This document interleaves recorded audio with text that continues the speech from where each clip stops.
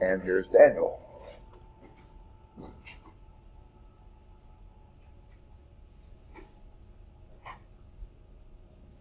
Still good about that, right? Yes. Okay. Now they turn the room around on the sub. Okay. Now, I know the others are familiar with Blackboard. Are you familiar with Blackboard? Okay. Now, I don't have Blackboard set up for the course yet. It'll be Friday at the earliest, I think. Okay. And maybe not even then, but that would be the earliest. And I'll explain that in a minute. And you know, now they've changed Blackboard again. I don't know if y'all remember, a few years ago they just had a fairly short list of blue tabs, and then last year they had a longer list of blue tabs, and now they got segmented lists of blue tabs, so they changed some of the names. So when you do get into Blackboard, nothing's there yet, okay? I don't know when I'll get it there, but it'll as soon as I can. When you go in there, there's a group of blue tabs here and here and here, okay, or something like that. In the first set, there's a one that says syllabus and course information. When I get the syllabus updated, it's not now. When I get it updated, I'll put it in there. Okay? Then, shortly below that, it says instructor information or something like that, and that's where I'll put my locator card when I'm on campus, off campus, in class, out of class, lunch, whatever. And you'll see that. That will be in that. And in the next group, I think it is, there's one that says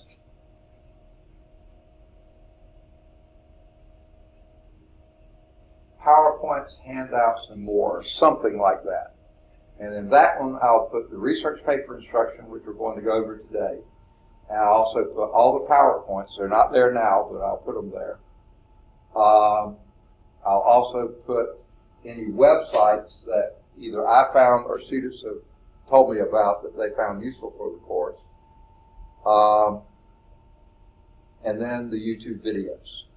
And that's what this will be being saved to. Now, when I finish this one, I'm going to name it syllabus, because that's the first thing we're going to do it. We'll do other things today, too. When it loads in there, it's going to put it at the bottom. And when you go to look at the video, go to the playlist, which isn't, the link's not there yet, but when you do get to go to it, the ones at the top are the videos from last term, and few may be earlier terms. It just depends on what chapters and sections and stuff we cover. But if you see one up there early that says syllabus, that's probably the last time I taught the course. The one for today will be at the very bottom of that. And every time I upload a new one to that playlist, I'll try to take off the old one that covered the same material. So I won't have any duplicates there, but I always have the old ones. You might say, why don't you just clean it out and not have to do that every time? And that kind of would make sense, except experience has taught me that I can't always rely on this. Was it a year or so ago that I came in one day and went to upload Screencast-O-Matic. It would not upload. And I called around the IT people, and they called around and stuff, and found out that our contract had expired, and they had forgotten to pay them. So we had to wait till the purchase orders and everything went through before we had it back. So we went 2 or 3 days with no videos. So I was glad I had left the old ones up there. Another time or two, this was much earlier, we've actually lost either Blackboard or the supercomputer or something, and we've just gone dead on stuff, so we couldn't do anything. So as long as I leave them out there, even if I have a class that I'm just working on the board, nothing recorded, you can still see something similar to it from a previous time I've taught. So that's why I leave all those out there. So the ones at the bottom are the newest ones, but you can look at any other one through the course. Okay. So let's get going on the syllabus. Now this again is the syllabus I used last term, so it's not up to date. Okay. First, this is Calculus 227, Cal 3, right? Okay. We do meet Monday and Wednesday, just like it says here, but we've moved it 15 minutes later, 12:30 to 2:10 on both Monday and Wednesday. Okay, so I'll get those changed as soon as I can. That's my campus, 8255, all that's correct. I'm still Charles Fowler. My office, by the way, since you don't know it, we pointed out to you. We're in this corner classroom right here. Okay, go out the door here, hang a left, go down this little half flight of stairs here, go almost to the end of the wall, end of the hall. Don't run into the wall. In fact, don't go quite as far as the stairwell. This next office right here, that's 265. It's in between the mechanical rooms like this and the stairwell there. That's my door. If you did orientation on this campus, did you? It's called orientation class. So it's right down the hall here. Great job. Now, that's where I am Mondays through Thursdays. That's my office. On Friday, I'm on the Birmingham campus. Are you familiar with Birmingham campus? Okay. The academic building, which is the B building, where they had the fire last term. Did you know about that? Oh, you weren't on campus last term? Okay. Everything's, from what I hear, is fixed and fixed nicely now. I haven't been there since they opened it up. They didn't open it until Monday. I've been on this campus all week. I'll be there Friday. But on Friday, I'm on the Birmingham campus, the B Hall. Do you know where Dr. Pruitt's office is? Oh, you don't. Okay. You know, the B Hall is that long hall in the back, academic building. Okay. There's a quad. A building is the administration building. B building is that long one this way. C building is a little short one this way. And D building is where the library is. Okay. So we're this one parallel to the library, perpendicular to A and C. Okay. Now, you know that new ACAT building? The ACAT building, the new building that's sort of a fancy building down at the where computer science is taught and those kinds of things. Okay, well, let's go back to the rectangle. A building, B building, C building, D building. Okay, this end, that's where the ACAT building is. This is the end for the baseball field, the gym, the tennis courts. Okay. This end of the building, A building, you know, when you come in either end, you either go up half a flight or down half a flight. Go up half a flight, either end. You come in this end near the baseball field, and the tennis courts, and the gym. When you go up that and get that last step, there's a door immediately to your right. That's B122. That's Dr. Pruitt's suite of offices. And if you go in, right there is the secretary's desk. That's Rose Saxton. His office is the one in the corner. Behind Rose's desk is a copy room. That's where I am on Fridays. Okay. It does have a phone in it, 929-6409. Now that's not my phone, okay, but I can use it on Friday. The office belongs to a grant coordinator who is only there Monday through Thursday, so she's not in on Friday. So I use the office on Friday. So if you leave a message there, I'll never get it because that's her phone. She'll get the message. She won't know what to do with it. Okay, so don't leave a message on this phone on Fridays or any day. Okay, if I'm there, I'll answer it. If I'm out of the office, I won't hear it, so I won't answer it. Just wait a few minutes. I'll come back. I'll get to that 8 to 12 on Friday. Okay, here's my number here on this campus, Monday through Thursday. 929-3449. Now, I'll give one exception to that too.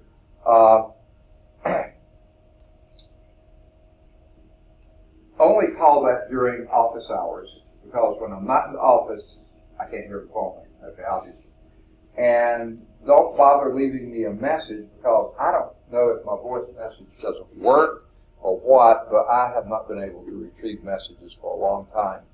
I don't know if it's filled. I don't know what the deal is. So don't bother leaving a message because I don't know if I'll ever get it, okay? So call during office hours. If I don't answer, hang up, wait 10 or 15 minutes, and call back during office hours. Okay, my email address is this, and that's most for the employees at the college is first initial, last name at lawsonstate.edu. Just about everybody. A few people who have very common last names and first initials, like there's two S. Williams. So one's S. Williams and the other is S.D. Williams for middle initial. Okay. There are a few up like that, and then there's a few who just chose to have different things, like Calvin King is Calvin # underline King at lawsonstate.edu. Most of us are first initial, last name at lawsonstate.edu. Okay. Now, office hours. These are not correct. Let me tell you what the correct office hours are. And things still may change. Like this morning, when I came in, I had 10 classes this term. Okay. After my first class, someone came in, he was short an hour, and he wanted to take that class. So he got that class. So now my new office hours are 8 to 10 on Mondays and Wednesdays. 10 o'clock, I got a Cal 1 class. It goes until 11:40. Then I have a little bit of time in the office from 11:45 until 12:30, 45 minutes. So that gives me time sometimes to eat lunch, okay?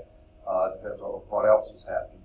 And then on Mondays, I have this class followed by differential equations. I forgot to bring in my book. So, differential equations. And then from 3:45 until 6 is my office here. So rather than 2 to 6, it's 8 to 10 and 3:45 to 6. Okay, that's on Mondays. Okay, Tuesdays and Thursdays are identical, 8 to 8:30, that's correct, and 5:45 to 6, that's correct. Amazingly, same as last term, 8 to 8:30 and 5:45 to 6 o'clock. Because on Tuesdays and Thursdays, I have a pre-calculus algebra at 8:30, pre-calculus 12, trig at 10, linear algebra at 11:30, and then I have a little bit of time for lunch and a physical science class going from 1:15 to 3:45 is the class. It's a mini-term class, and then 3:45 to 5:45 lounge. So all afternoon from 1:45 to 5:45, I'm in that class. So 5:45 to 6 on Tuesdays and Thursdays. Identical. Okay, second mini-term, I'll pick up a second mini-term physical science class. So it'll be, if that class makes, it'll be the same thing, second mini-term. Wednesdays are a little bit different from Mondays, and here's why. Okay, you almost see it here, not quite. The 8 to 10 is the same as it was on Monday, but then as soon as the differential equation class is over at 3:45, then I head back to the office just to get things together because I have to leave at 4 to go to the Birmingham East Campus to teach a physics class. It's 4:30 to 6:30. So Wednesdays is only in the morning, 8 to 10. Okay. And Fridays I'm on the Birmingham campus, 8 to 12. Now I'm just about always there before 8 and generally there after 12. Now, they love calling meetings on Friday, so I can't guarantee I'll be in the office those times, but I'll be on the Birmingham campus at least 8 to 12, usually after 12, a little bit before 8 perhaps. Okay. Any questions on that? I'll try to get these corrected and the syllabus updated and put on whatever you call it, Blackboard. It's not there yet. All right. Course description. Now, this is not something I wrote or anyone here at the college did. This was something that the two-year college system, in conjunction with the state four-year colleges and universities, got together and said, if we teach this, they give you credit for it. Okay? So here is the one, and there's a little funny story with this. It used to say on the state website, this is the third of T. They left off the HR here, and I said, I cannot print that. I'm not supposed to change this, but I cannot print it that way. So but they fixed it now. It says this is the third of 3 courses in basic calculus sequence. Topics include vector functions. So let's just get the book. Probably, maybe some of you have a book already, but some may not. But let me get the book. And the first 2 semesters of calculus are in here too. So we pick up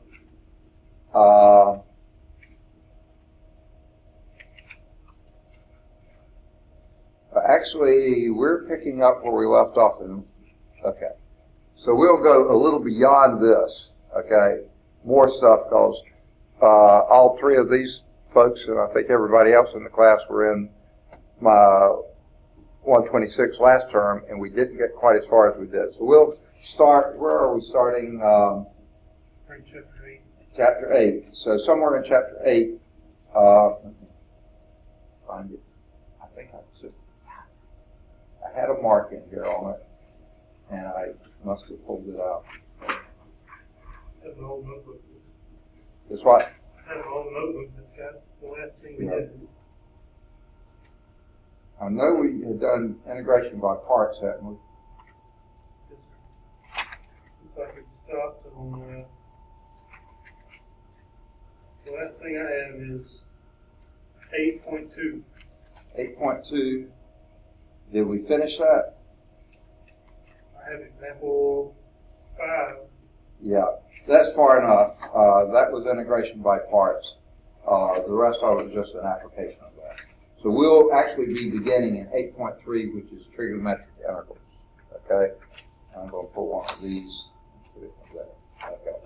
So we'll go a little bit more than what it says here. This is what the state says. Topics include vector functions. Now, in your text, you see vector functions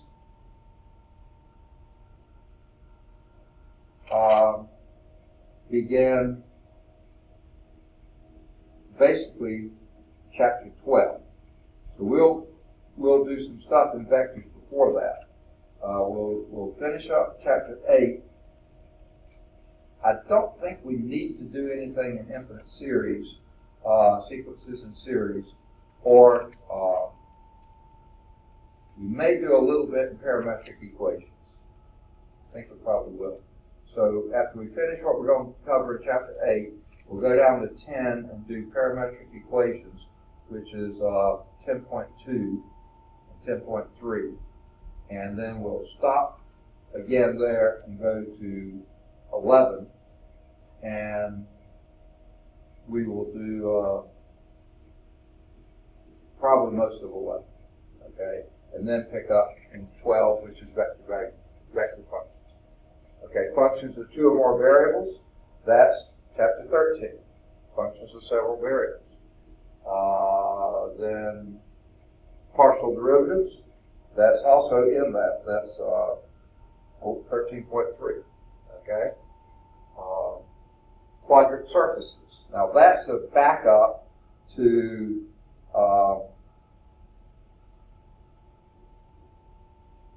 think that's 11.6. 11.6 surfaces in space. We will have already done that before we get to these other parts. Okay? Multiple integration, that's chapter 14. Okay?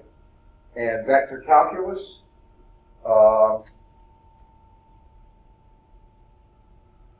that would be chapter 15. And it says including Green's theorem, which is in 15. Curl and divergence, that's in 15. Yeah, I don't see curl listed, but they're always with divergence. And surface integrals, which is in 15.6. And Stokes' theorem, which is 15.8. Now, the odds are we won't get all those covered. That's a lot of pretty deep calculus, especially since we're having to start a bit earlier. So we won't get all that done, but I'll get you enough done that you'll be able to pick up anything you need in later courses pretty easily, hopefully. Okay, prerequisites are, of course, Math 126, Calculus 2, and the textbook is this, and this is up to date. All right. Required text is Calculus by Larson. That's what I've just been looking at. Ron Larson and Bruce Edwards. It's 11th edition. It's from Cengage Learning is the publisher. It's 2018, so it should be still good for a year or two.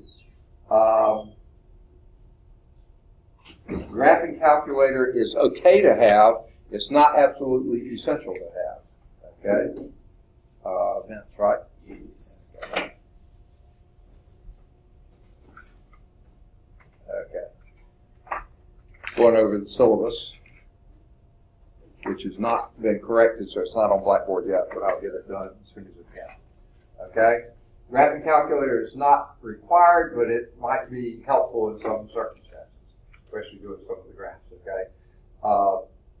Paper, of course, graph paper, pencils. Now, if you prefer ink, that's okay with me, but when I do calculus, you'll learn soon enough. I make plenty of mistakes, and I like to be able to erase rather than have to blot it out with ink. Okay? Now, are you familiar with Cengage Unlimited? Oh, you are? Okay. We just started this last term, and I wasn't sure that you did. Said you weren't here last term, right? Yeah, but you know about it. Okay. Okay. This is a Cengage book, so you can do it using that. I'm sure this book, certainly new, is going to be more than $119, right? So if you want to do Cengage Unlimited, it's only $119. You have access to all the Cengage books that you're signed up for, in a course. I'll show you the list of those later. And it's not the key things that will be on here. But what you get with that is an e-text. You don't get a paper copy. Okay. But all term, you can use any of the classes that are Cengage books for that $119. All of them. Okay. Now, there's a lot of advertisement here. I don't think this belongs in the syllabus, but they say we had to put it in. Okay, so it goes on here.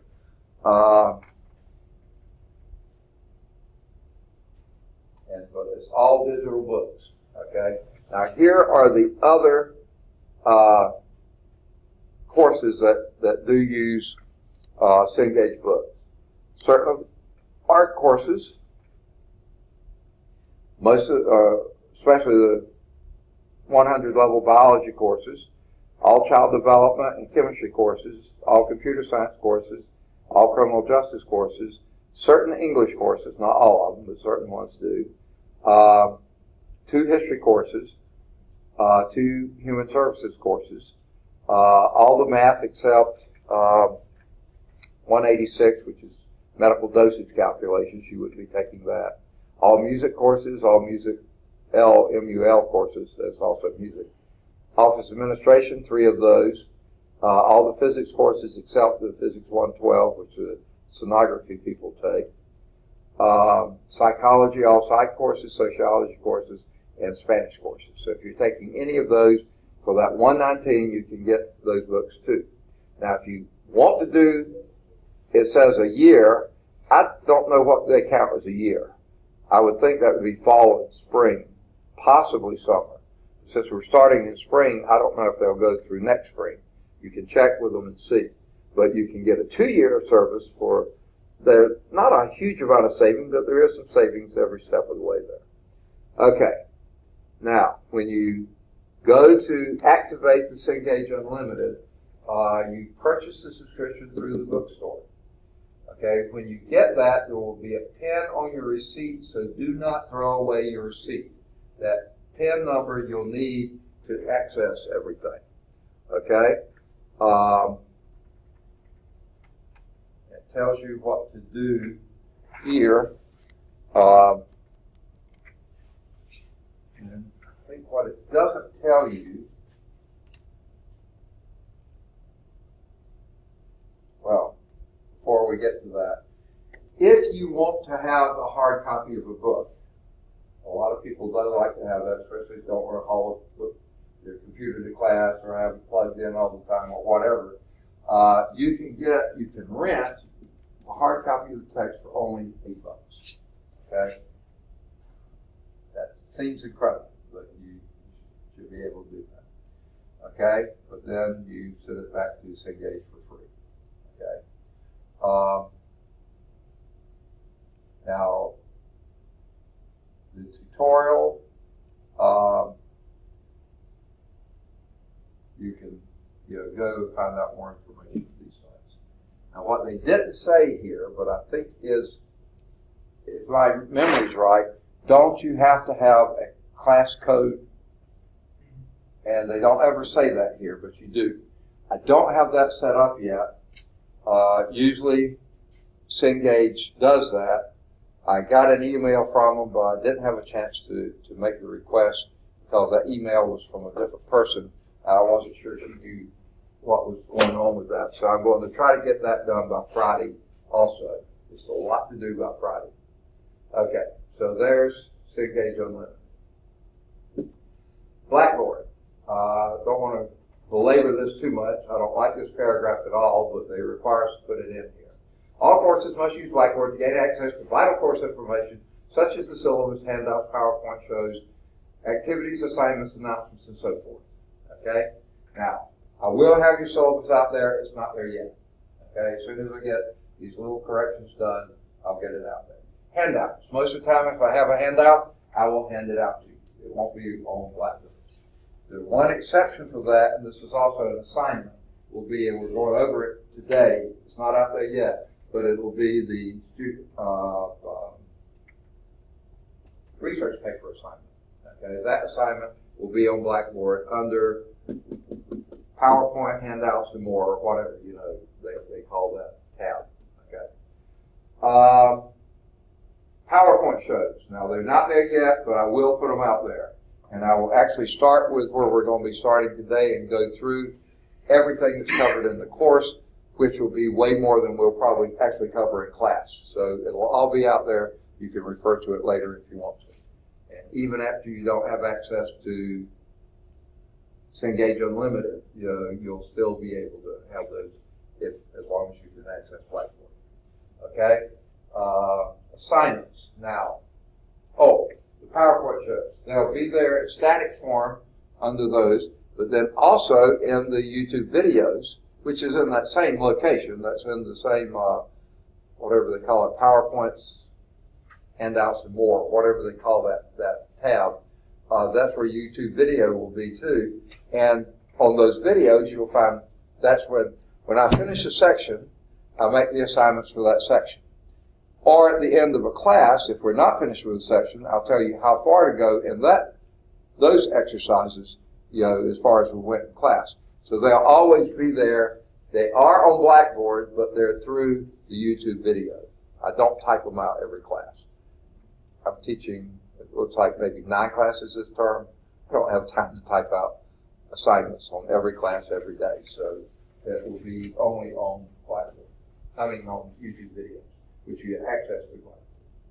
Now, this next sentence I find just not a good sentence.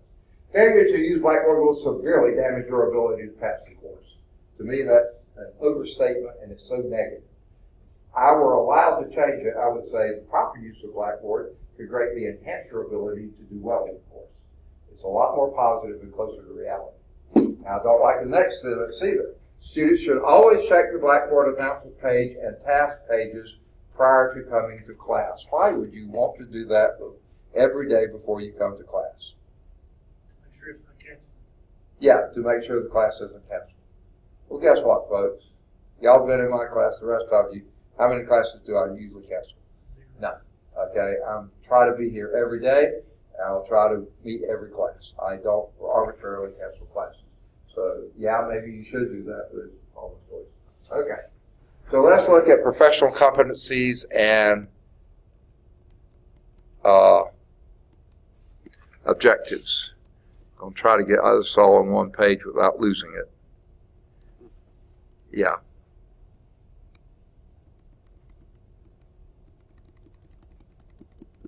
Now, this will not cover the stuff we're making up from last time, but only the new time.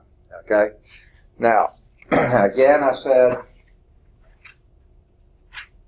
that 11.6 is the quadratic surfaces. So that's the section 11.6. Students will graph and classify quadratic surfaces. That's where we're going. We're going to begin before that, but that's where the course sort of actually begins.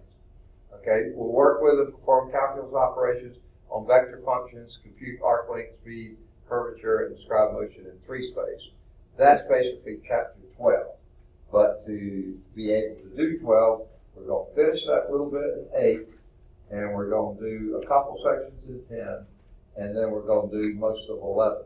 And that's where we'll come into the quantum surfaces. So we're going to do a little beyond what they say here. Okay? So number 2 is chapter 12. Number 3, students will work with functions of several variables, compute limits, partial derivative, blah, blah, blah. That's chapter 13, functions of several variables. Okay? Now, here,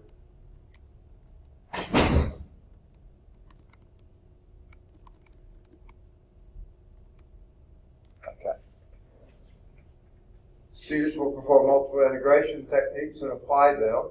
That's chapter 14, multiple integration, and that has applications and stuff in it. And then it says students will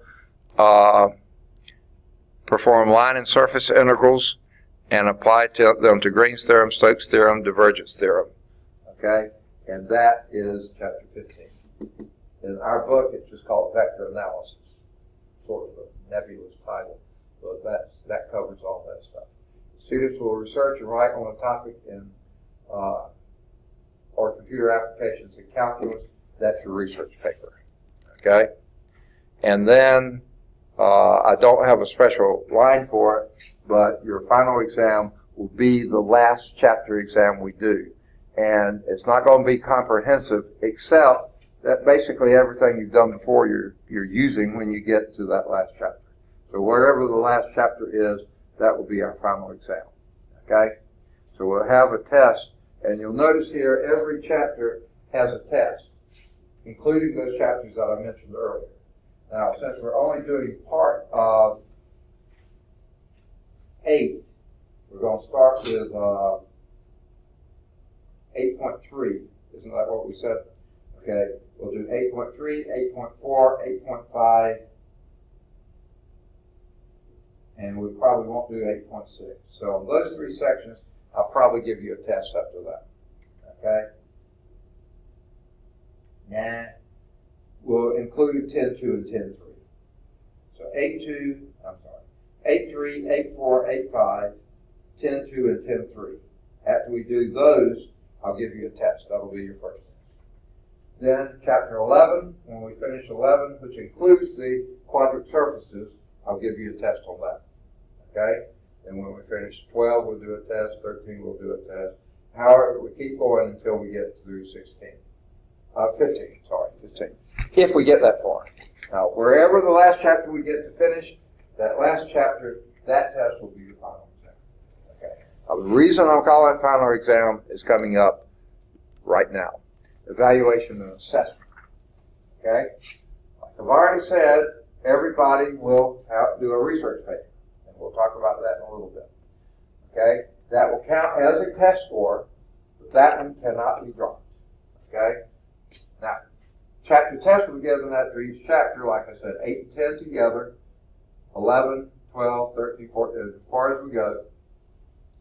And the chapter test will be given at the end of each chapter. The lowest test score may be dropped. The final exam, which is your last chapter test score, that one cannot be dropped. Whatever the last one we do at the end of the term, that one can't be dropped. And then we'll be graded on a 100-point scale, do the average, and 90s are A's, 80s are B's, 70s are C, and don't go below that. Okay? Now, this next, I wish they hadn't even done it, but the person who did the syllabus didn't understand math or terminology very well. And how it was written was, the instructor always rounds up. For example, 79.5% will be rounded up to an 80%, a B, but 79.4 would remain a C. Now that was written right after they said always rounds up. Well, always rounding up would take this up to a B too. Well, that's not. This is normal rounding. This isn't rounding up. If it's a 0.5 or higher, you round up. If it's a 0.4 or below, you leave it. You just lose the decimal. Okay? So that's not rounding up. That's normal rounding. So I just changed that. I wasn't supposed to, but I did. All right. Now, even though I record every class, that doesn't mean you can skip every class, okay? Please try to be here all the classes because, number one, you can't ask questions over video, okay? They won't answer, you know. So the more you're here, the better. You can interact with the other students. It's just far better. But sometimes life gets in the way, and if it does, then at least you have something to fall back on. Okay, withdrawals. Now, I'm sort of glad this is on the same page as that at the top.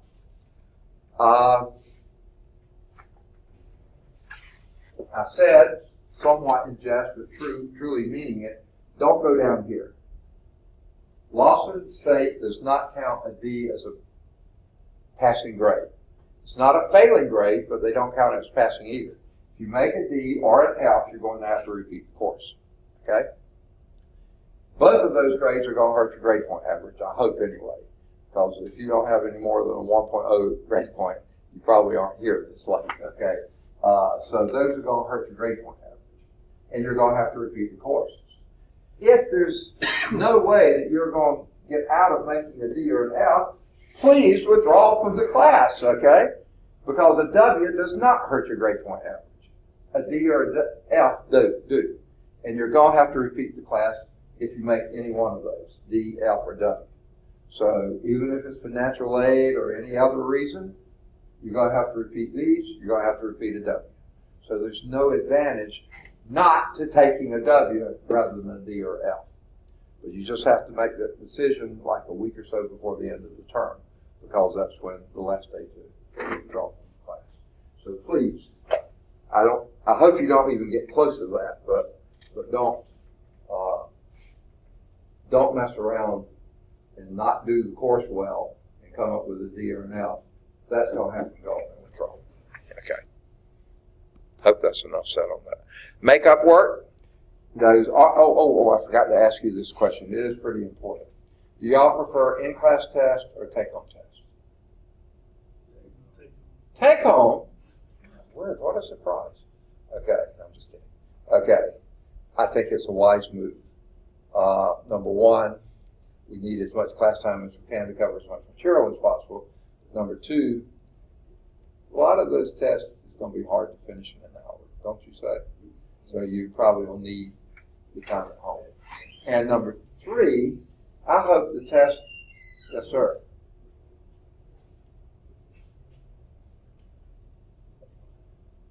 Can I help you? I have a question about schedules. Okay, I'm in class right now.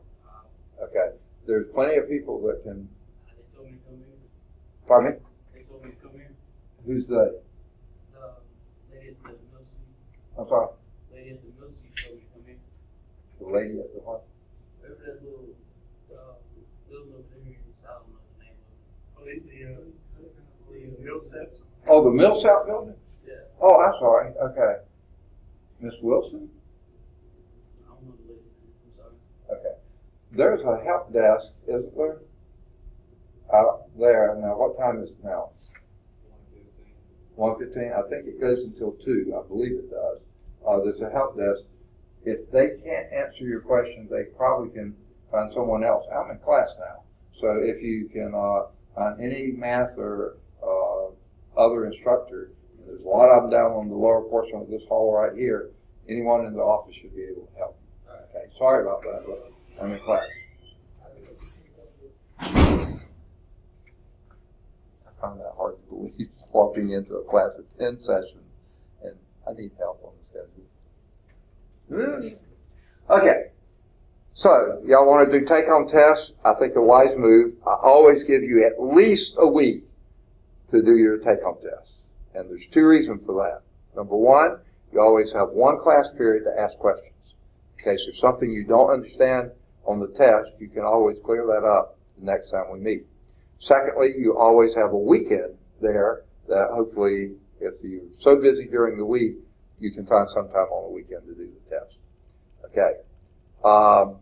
Now, I also always give you as much time as you need, but I don't want you having test 3 out when I'm giving out test 4. Okay.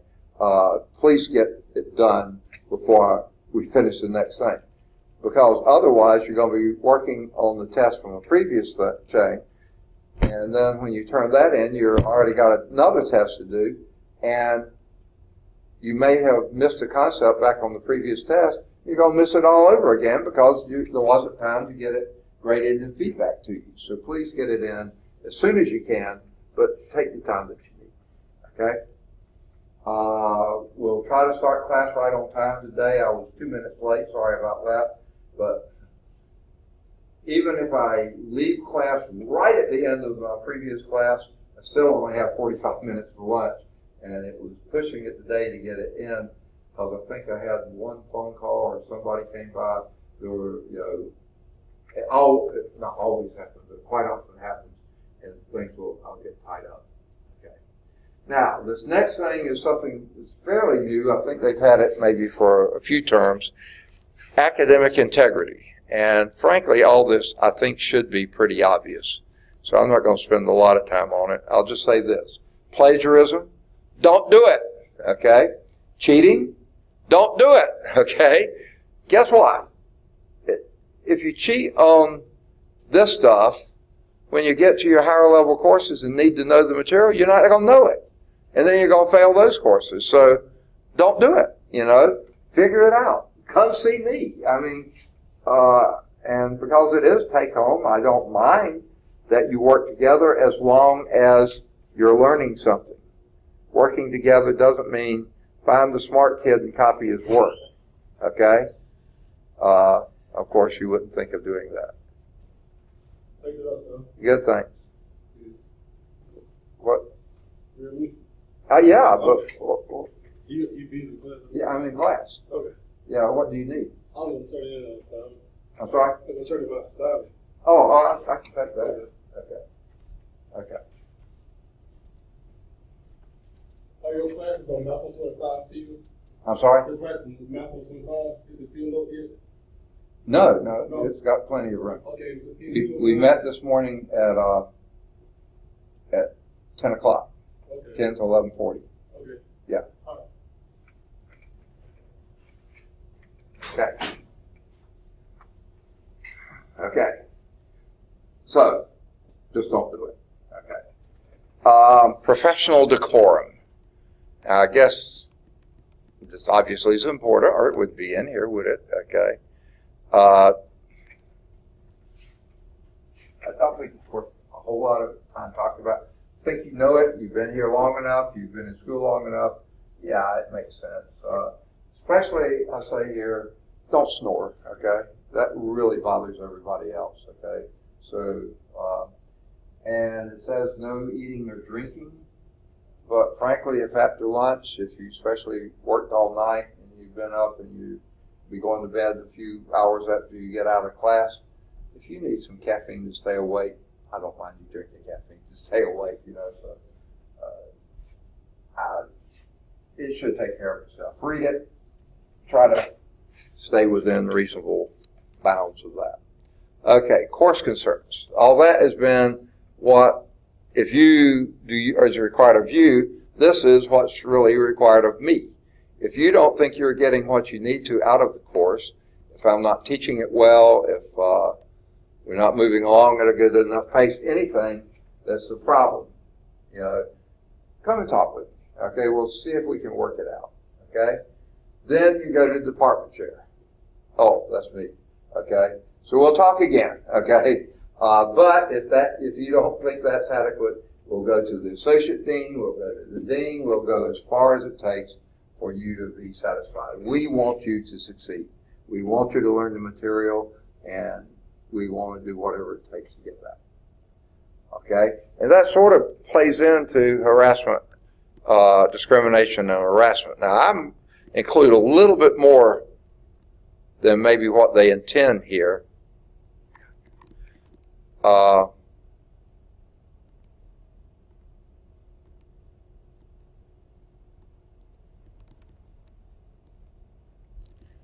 try to get this to stop at the right place. Okay. I include any kind of bullying or that kind of activity too. To me, that's discrimination or harassment. Maybe it's not strictly discrimination, certainly is harassment. We don't want any of that to happen. And I've been here, I can't remember now, 22, 23 years, something like that, almost all in this classroom, you know, but not quite. But, and we want it to be an environment, and so far, from what I've seen, it is free of any type of harassment and discrimination. Now, I can't say it hasn't happened, but it sure hasn't happened in front of me. Now, maybe people are smart enough not to do it in front of me, but I haven't seen it. Now, I have heard of one thing, and this isn't even really discrimination or harassment, but this is a good illustration, or hopefully it will be. It was in the first 5 years that I taught here. We were still Western State Technical College back then. And I had a kid, I think he sat right at the desk behind where you are. It was pretty obvious to most people. He was here because Daddy said, you will go to college. What do you want to major in? And I think he just sort of, automotive mechanics, you know. He thought that might be fun or something. They said, I didn't know this at the time, but they said he didn't do anything in those classes either. He sure didn't seem to be interested in any academic class. And, but anyway, at least he came to class. Most automotive students do pretty well, otherwise they lose their scholarships. But then one day he was absent, and thought he was sick or something. But then the next day he was absent. That was very unusual for them to miss 2 days in a row. He seemed like a healthy kid. So I said, what's this? Where's this? You know, he missed 2 days in a row. He said, didn't you hear? I said, no, obviously not. So one day at lunch, he just decided to walk across people's cars in the parking lot. And someone saw him, yanked him down, took him to the dean's office, and after a short time there, he was off campus, never seen again. You know, we don't tolerate that kind of stuff, okay? And I count, even though that wasn't discrimination, probably not harassment either, it's just stupidity, but, you know, same type thing. You will get a fair hearing. We do all the due process and all like that. But look, we don't want that happening here. We want this to be a healthy environment for everybody that you can learn. So please. And here's the other thing I want to ask you, because people will not do this in front of me generally. If you see or sense anything that could be bullying, harassment, discrimination, anything, please let us know. Please let us know, because we don't want it happening here. We do not want it happening here. Okay. All right. Any questions on that? Okay. I think I've already said probably a time or two, but maybe I haven't, because y'all have all been in my class at one before. I'm hard of hearing. Okay. That's probably why I talk too loud. I don't notice I'm talking too loud, but I'm pretty loud, I think. So I'm sort of sensitive to this. So if you have any kind of a disability, whether it's hearing, vision, you know, reading, dyslexia, all those 8-letter things, HDD, whatever, all those things, anything like that, please bring your documentation into Dr. Renee Herndon on this campus. There's also other counselors on this campus, or Mrs. Janine McCoy-Jones on the Birmingham campus. They're both professionals at what they do. They know how to process it. If you bring it to me, I give it to them, because I haven't been trained in how to process it. They have, and then they will let us know what we need to do to accommodate you. We'll do whatever it takes, okay? We want you to have a safe and positive learning environment so you can meet what you have. Last term, I had a student who had something with distraction, so she took her test. That was the test that had in-class test. She took them back in the office. Perfectly fine. You know, I had a student this many years ago who had a tumor in his brain and had some pretty major surgery, and in the process of the surgery, his nerves going to his ears were severely damaged, or the tumor attacked him. I don't know what, but he came out of it basically legally deaf. He could hear enough, but so he set his tape recorder on the corner of my desk, and I tried to stay real close to it, And like I say, I talk loud, but then when he got home, he could crank that baby up as loud as he wanted to and was able to hear what was going on. Where he couldn't make out everything sitting in the class, but he could go home and follow things well enough. So whatever it takes, we want to do, but you have to bring your documentation to one of the ladies there. Okay? Now this is not the course calendar. This was the course calendar for last fall, but you can look at the website and look under academic calendar. I'll get this updated to be all the correct dates for this term. They're all there on the calendars, you can see them exactly when they are. I'll get this updated, but if you need the information beforehand, there it'll be. Okay, and then the last thing here is the acknowledgement. As soon as I get the syllabus updated, corrected, I'll put it out there on Blackboard. You can print off this page and sign and date, or you can type in your name and email me the page, whatever you want to do to acknowledge that you understand the syllabus and you had a chance to ask questions. Any questions on the syllabus as is? How we're going to run the course, anything else? It's just details are the only things I'll be changing. The basic concept is the same. Okay. Then I think I will end this and go to research paper. Okay. All right. You choose your topic. Doesn't matter what it is, just has something within the scope of this course, so it has to have some connection to calculus. Okay, it can be a person. If you think back just on what we looked at the course description, we had Green's theorem, we had Stokes' theorem. Those are just two. Who in the world was Green? Who in the world was Stokes? Okay, those could be the people you write on, plus tons of other people in calculus that, in fact, many of your text in your book, last time I just opened to a random page and right there was Leonard Euler. Right there is Joseph Louis Lagrange, okay? Anyone that you can find mentioned in your book, that would be a person you could write. It can be a theory, like Green's theorem, or divergence theorem, or Curl theorem, or Stokes theorem. Those are all theories, okay? It can be that. If it has anything to do with calculus, that would be legitimate. A phenomenon, okay? Trying to remember if I got this absolutely correct. On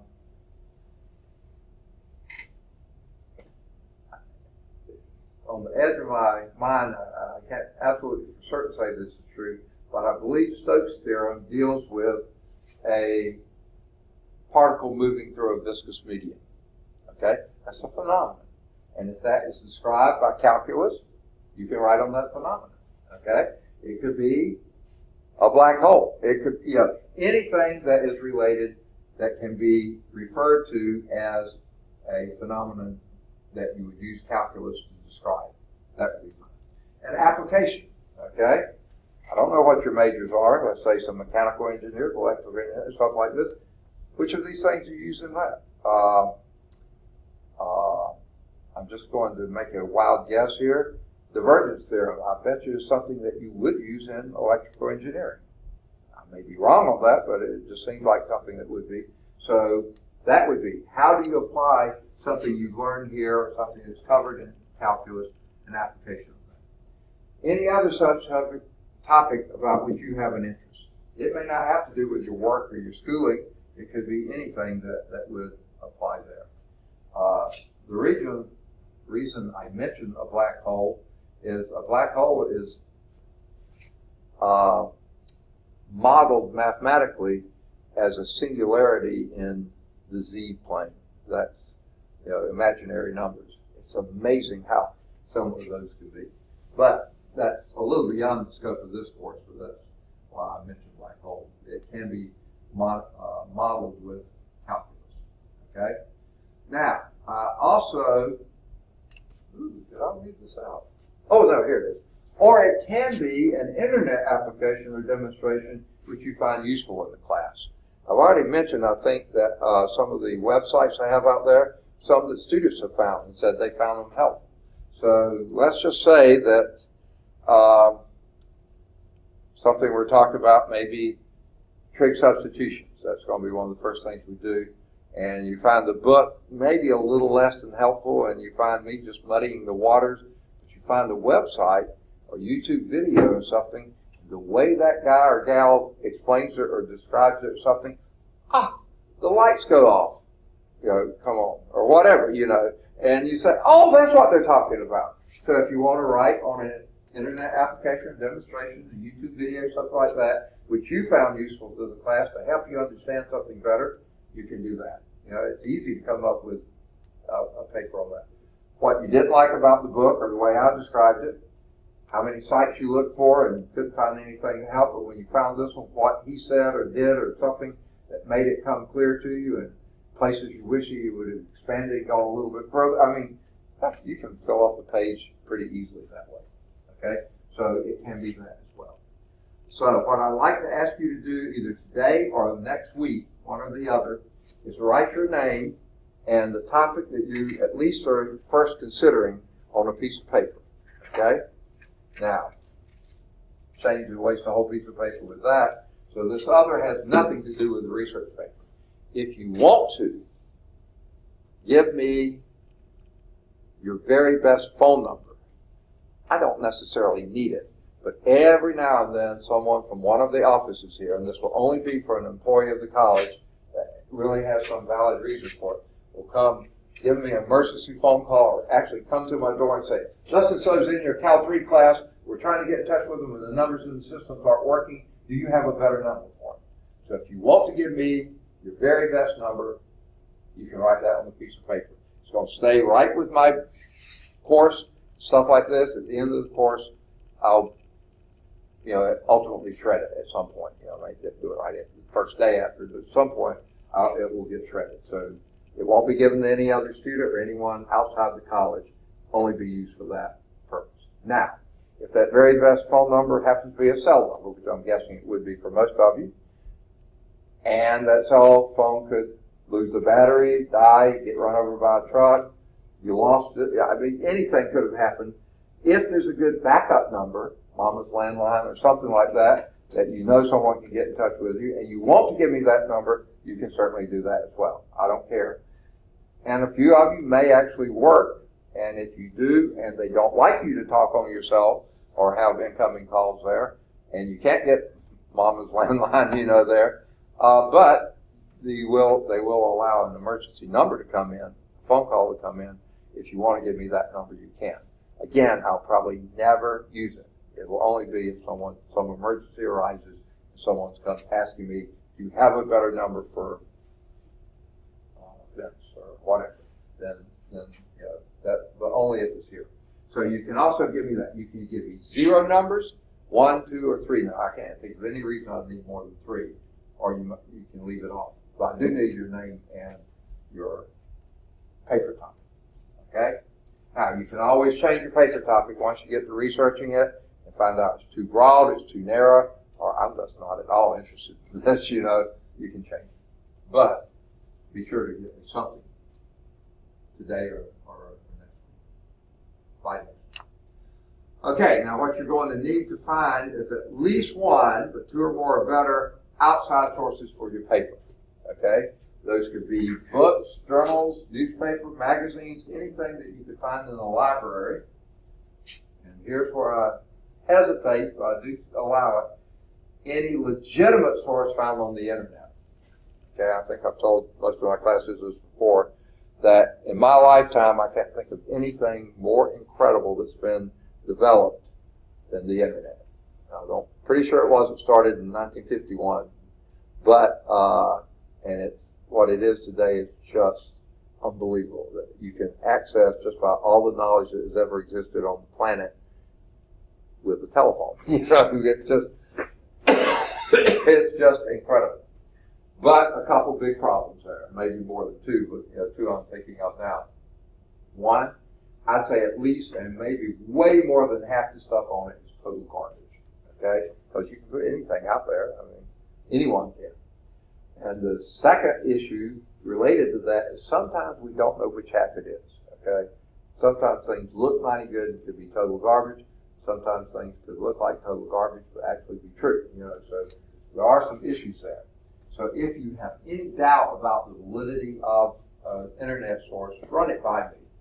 And if I recognize it and say, oh yeah, you can find that other places too, but this is perfectly fine, that's good information. Or I look at it and say, no, I'm not at all sure about this. It may be true, but I've never seen it anywhere else. I would be really skeptical about that. Find a better source. So you can do that. Now, as I said before, this textbook may be a good place to get an idea for a paper, but it's not a source for the paper. You have to get an outside source. That means outside the book, outside the classroom. Libraries are fine, internet's fine. You need outside sources. Now, how long? At least one word process page of text. I don't need necessarily a 5-paragraph essay. Usually those are 3 or 4 pages, okay? Possibly, maybe not that long. But I want at least 1 page of text. Now, what do I mean by that? Well, let's just say, and a lot of students will do this, you don't have to, but they will. They'll put some sort of header up here, with their name and that kind of stuff. That's fine, I don't care. I don't require it, but you can have it. And then they'll skip a few lines and then put the title and then triple space. And finally start typing somewhere about here, okay? Now, 1 page of text is going to go from here to the bottom of that page, but then has to start at the top of the next sheet of paper and come down at least that far. That's a page of text. I don't want all those headers and everything else, footers and everything else taking up all the page. That's not, I want a page of text. Okay, so it's probably going to be at least 2 pieces of paper, but at least 1 page of text. Okay, I want it double spaced. This is single spaced, so you get the double space, so you don't have to write as much. You actually lose points if you don't double space it, or if you more than double space it. Okay, I want your standard font, 12 pitch or 12 point, whatever you call that. No 26 point font, which 4 words fill up a page, and that won't work, especially if you double space it. Nah, not. Okay, and I don't care what font you use, as long as I can read it. I don't read Old English and hieroglyphics and so don't get cute with me. Just get it something that's good, clear, readable. Most defaults from Times New Roman, this happens to be Arial, I don't care. There's tons and tons and tons of excellent readable fonts. Just keep it readable. Now, here's just a suggestion. Try to keep the paper less than 2 pages. So shoot for 1 to 2 pages of text, okay? I don't want it to be a big onerous thing. Now, people write a 5-paragraph essay and do 3 pages, fine. If it's a good paper, that's perfectly fine. But I just don't want it, it's not supposed to be drudgery. It's just supposed to be, you get information that you're interested in and write about it, and write well about it, okay? That's the big point here. Now, if your paper's too short, you will lose points, okay? There's no penalty directly anyway for being too long, so you can go as long as you want to. If you're that fired up about the subject and want to write 2 or 3 or 4 pages, fine, I'll be glad to read them if it's a good paper, okay? I've only had this happen. Now, I've been teaching here, like I say, 20 plus years, and maybe the first few years I didn't do papers, but most of the years I have, so well more than 15 years, and I've taught every term, fall, spring, and summer, back when we were on quarters, every quarter, and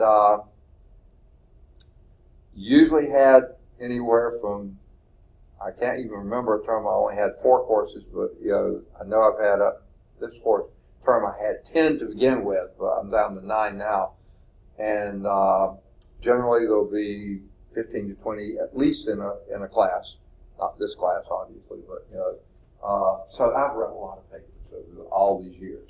Okay, this only happened a couple of times that I can recall that someone obviously is trying to replace quality with quantity.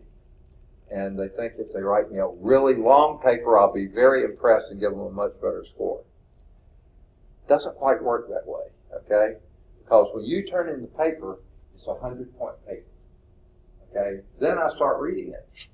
Don't say, don't read it! Don't. No, I'm going to read it. You put that work into it, I'm going to read it. And as I find errors, you start losing points. So if you turn in a sloppy, and especially a long sloppy paper, you're losing points all over the place. That's actually worse than if you hadn't done a long sloppy paper. So please, if you get carried away in 2 or 3 or 4 pages, as long as it's a good paper, you're going to get a good score. Okay. All right. Now, what format to use, I don't care. But I want you to pick a format and stick with the format.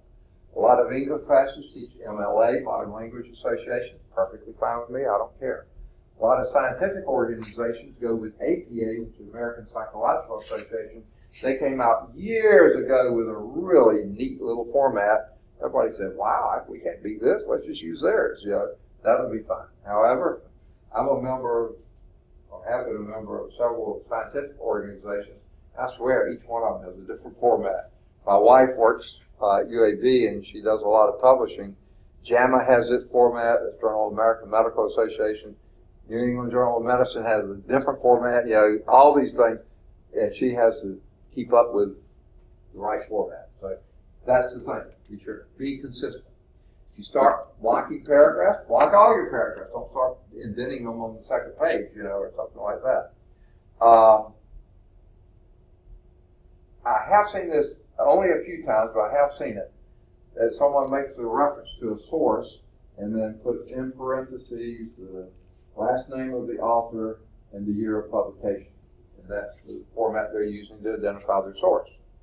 But then down in the later paragraph, on a similar source, but a different one, they put open parentheses, title of the article, comma, page number. But hey, those are similar sources, but they're, now I understand. Books and journals are different formats, okay? But if it's similar, if it's a book here and a book here, a journal here and a journal here, why are they different? Here's what I think happened. Now, I'm pretty sure it is. I've been tempted to do this myself back when I was younger. This one, here's what I think happened. They were reading along and they want to cite the article, so they looked to see how this paper cited its articles, cited it the same way.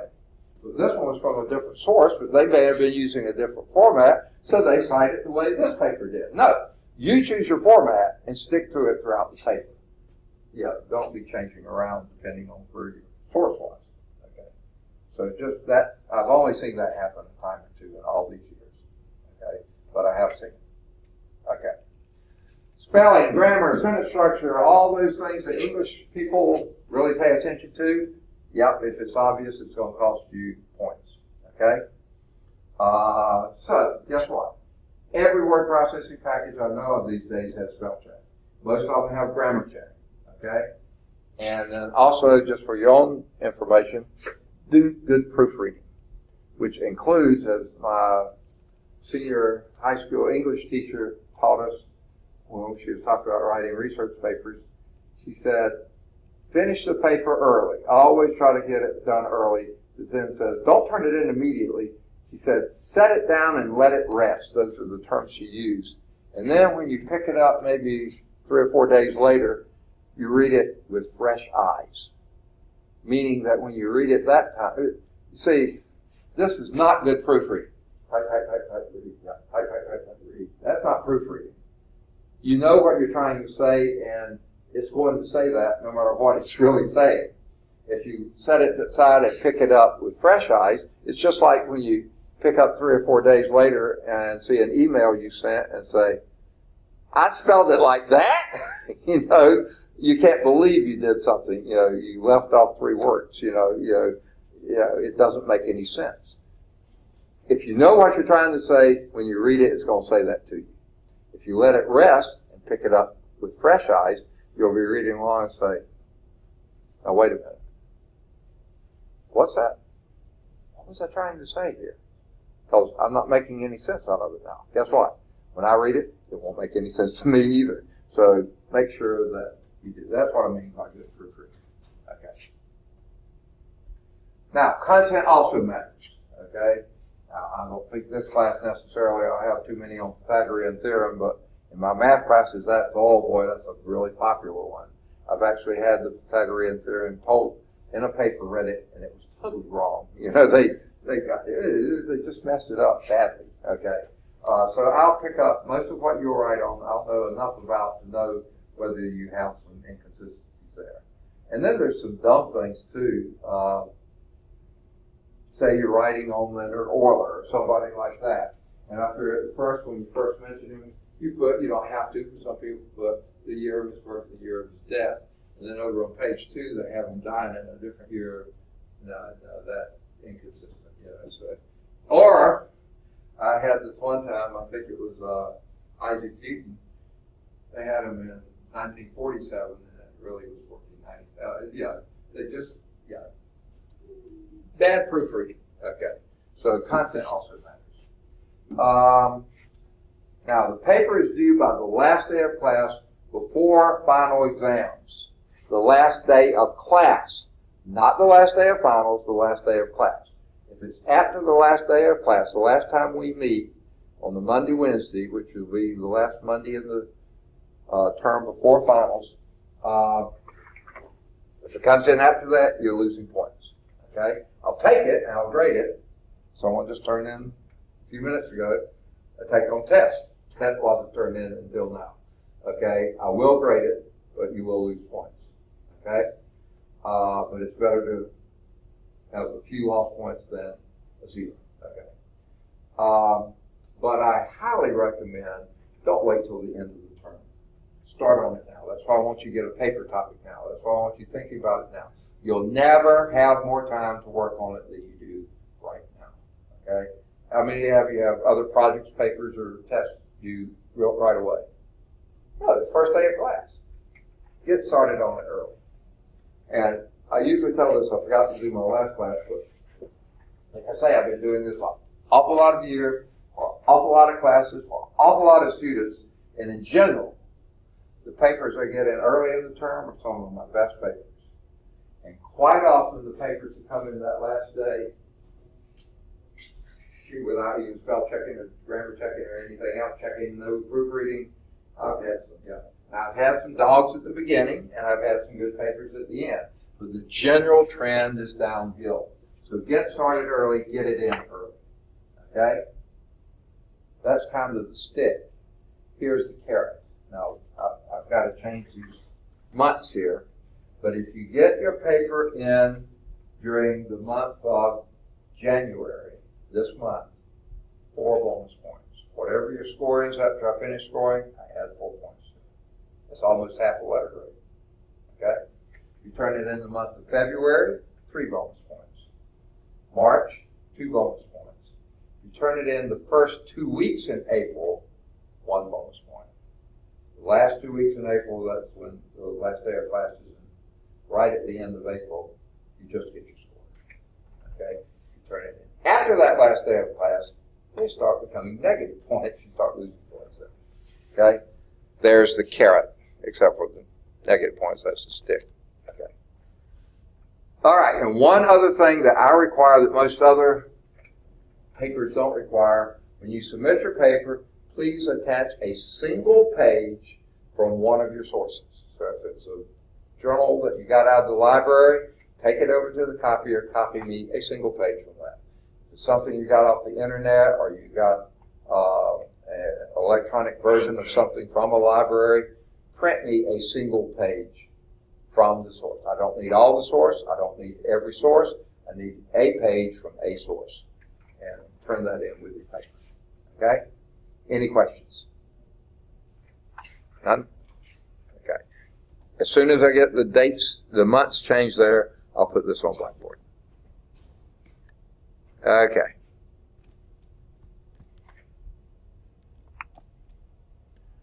All right.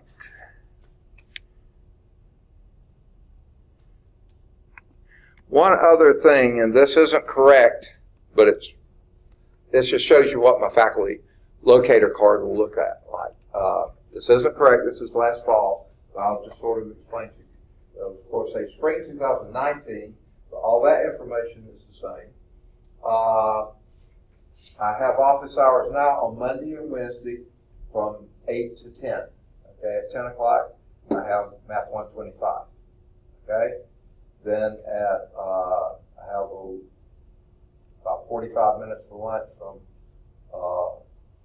11:45 until 12:30, and then the 227 starts at 12:30 on Monday and Wednesday, and then that ends at 2:10, and so at 2:15, at 2:30 I have my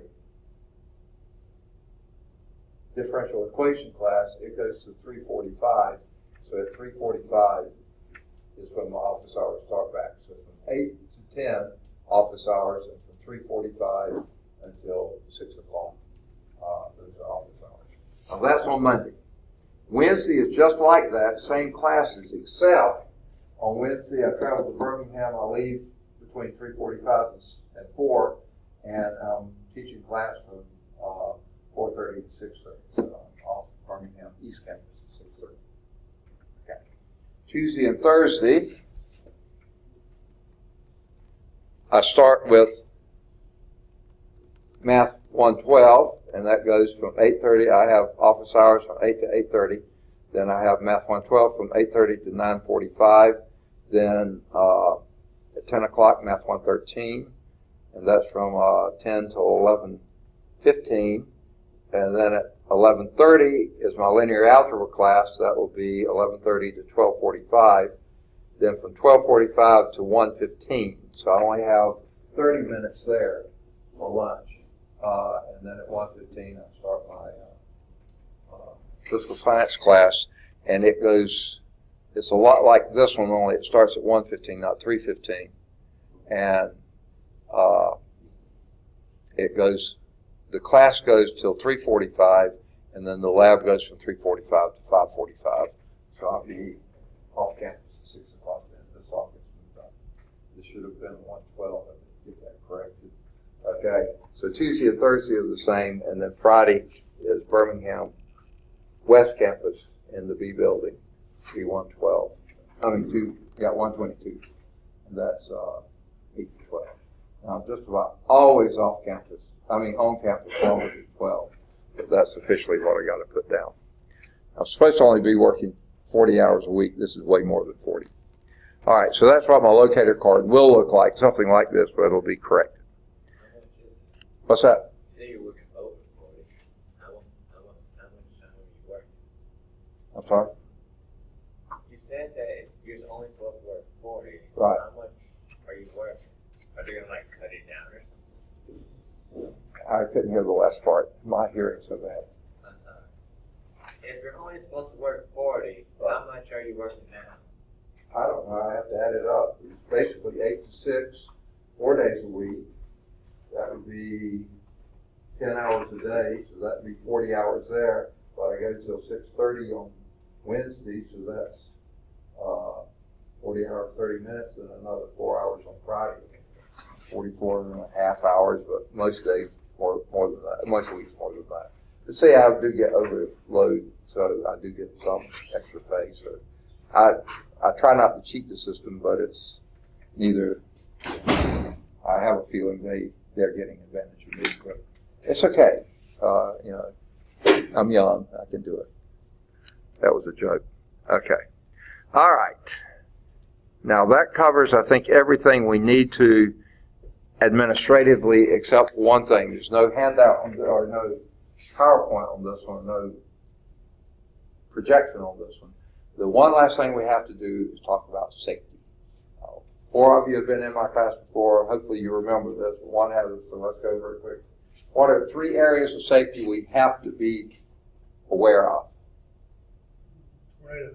Say again? Weather. Weather, yes. And this is spring term. So later in this term, those are the classic days for really severe weather. Okay? And so it could happen. If we hear that alarm go off, and we're really close to one of those blaring horns or whatever it is, sirens, and you'll hear it. Even I can hear it, but you'll hear it before I do, or better than I do. If we hear that, what do? What's the general rule for weather emergency? Get downstairs. Low and interior. So how do we get there? Okay? We're here in this corner room on the 2nd floor. We go out the door here, hang a left, go down the half flight of stairs, The bottom of that, hang on, immediate left, you go down one more flight of stairs. But we don't go out of the building. We go into the building. And from that stairwell, just like it indicates here on the second floor, you have restrooms. Now the restrooms may not be your choice, first choice, of where you'd like to spend the next couple of hours. Guess what? They're a pretty safe place to be. They're interior spaces, there's no glass. There is lots of corners and the walls are close together. That's where the strength of the building is. Okay? And down on the first floor, those restrooms back up to soil. On the other side of those concrete block walls you've got nothing but earth. Okay? So there's nothing you can come banging in on. Okay? So that would be one place. Now, here's the biggest disadvantage besides just being in the restroom. If the power goes out, and if there is a weather emergency, there's a good likelihood the power will go out. If the power goes out, there's no emergency lighting in the restroom. So the restroom in the dark for a couple of hours may not be your idea of the best place to be. Okay? Now, right next to the restroom, there's actually 2 or 3 little steps going down there. Underneath this corridor here is the dean's office, the academic dean's office. If anyone's in there and they don't mind you coming in, that's a good safe place. Because again, it's against the wall that has wall behind it. It's interior, no windows, and it's a safe. The walls are close together. So again, a very safe place. Lots of corners. Corners are where the strength comes. Next to that is a classroom. That's the developmental math classroom. It's a big room, kind of like this. You don't want to be in the middle of that room if you can help it. It's not bad. That interior wall is against the wall, so that's the best. The corners are even better. And any of the other walls are okay too. They're all interior. They should be safe. Okay? Next to that, you have to go through those glass doors to go into the library. There is a little computer room there. Because it's a smaller space, the walls are a little bit closer together, so it's not a bad place to be. Okay? Especially in the corners and in the interior back wall. Next to that is what I call the reference room in the library. It's maybe not quite as a little bit bigger than the computer room, but it has bookshelves and stuff, and if there is the moving of the building, you could have some things that could fall on you, but probably not because it's an interior space. Don't go anywhere else in the library because if you do, you're in external spaces. There are windows. You don't want to be in a space with windows. But perhaps this best place, it's not totally best, would be the hallway. And the advantage the hallway has over any of the other spaces, if the power goes out, there's emergency lighting on both ends of the hallway. That's nice to have. There's no corners. There are walls. The walls are strong, but there are no corners, so it's not as strong as a corner would be, but at least you have emergency lighting. Okay, so we go down in a nice, orderly manner. We don't dawdle, but we don't rush, because people can be injured going down steps rushing. So take your time, go down, and stay together. Don't think, oh, my dog's outside, I got to go home and get taken. No, dogs will take care of themselves. It won't do any good if you're dead. Your dog will be hungry, okay? So don't risk it. Worst place to be is on the road during severe weather, okay? And you go down together. I will be the last one out of the room. I will go with the slowest person to make sure everybody gets down there. I will take with me my roll book, and we will call roll when we're down there. And if we can't find somebody, myself or someone else has to go up, putting his or her life in danger and health in danger, looking for you to make sure you're not in a space that you shouldn't be. So please don't put us in that situation. Stay together. We'll call roll. We'll listen up for future information. We had math meetings in Athens State University several years ago, and the keynote speaker got maybe 15 minutes into his presentation when the alarms went off and we had to go to the basement of the adjacent building and spent the next 30 to 45 minutes there, and they said, the danger is past, but we're canceling the meeting, go home. So that's all we had. So it does happen. Stay together. there's weather emergency. Any question on weather emergencies? What's another kind? Second? A shooter. Yeah, the active shooter. Unfortunately, I mean, for most of my life, I never even thought about that. But in recent years, you have to think about it. There's been one community college I know of that did have an active shooter. There's been several universities and then lots of other places, but only one community college. It was over in close to Alabama. So hopefully we won't have one, but we need to think of what we do if we were to have one. So if the pop, pop, pop happens that y'all recognize as something that could be gunfire, you are going to hear it before I will because my hearing's not as good. Let me know. And what do we do then? Lock the door. Okay. The very first thing I would do is somebody get on the phone, and this is going to come up later too. The door I usually come in, just recently, they put a 8.5 by 11 piece of paper on it with the phone numbers for Birmingham Police and the Bessemer Police, the campus police. Great idea. If you come in the door or see it on the wall somewhere that has it, pull out your cell phone, put that on speed dial. I never bring my cell phone to class, or I intend not to, because I don't want it going off when I'm teaching.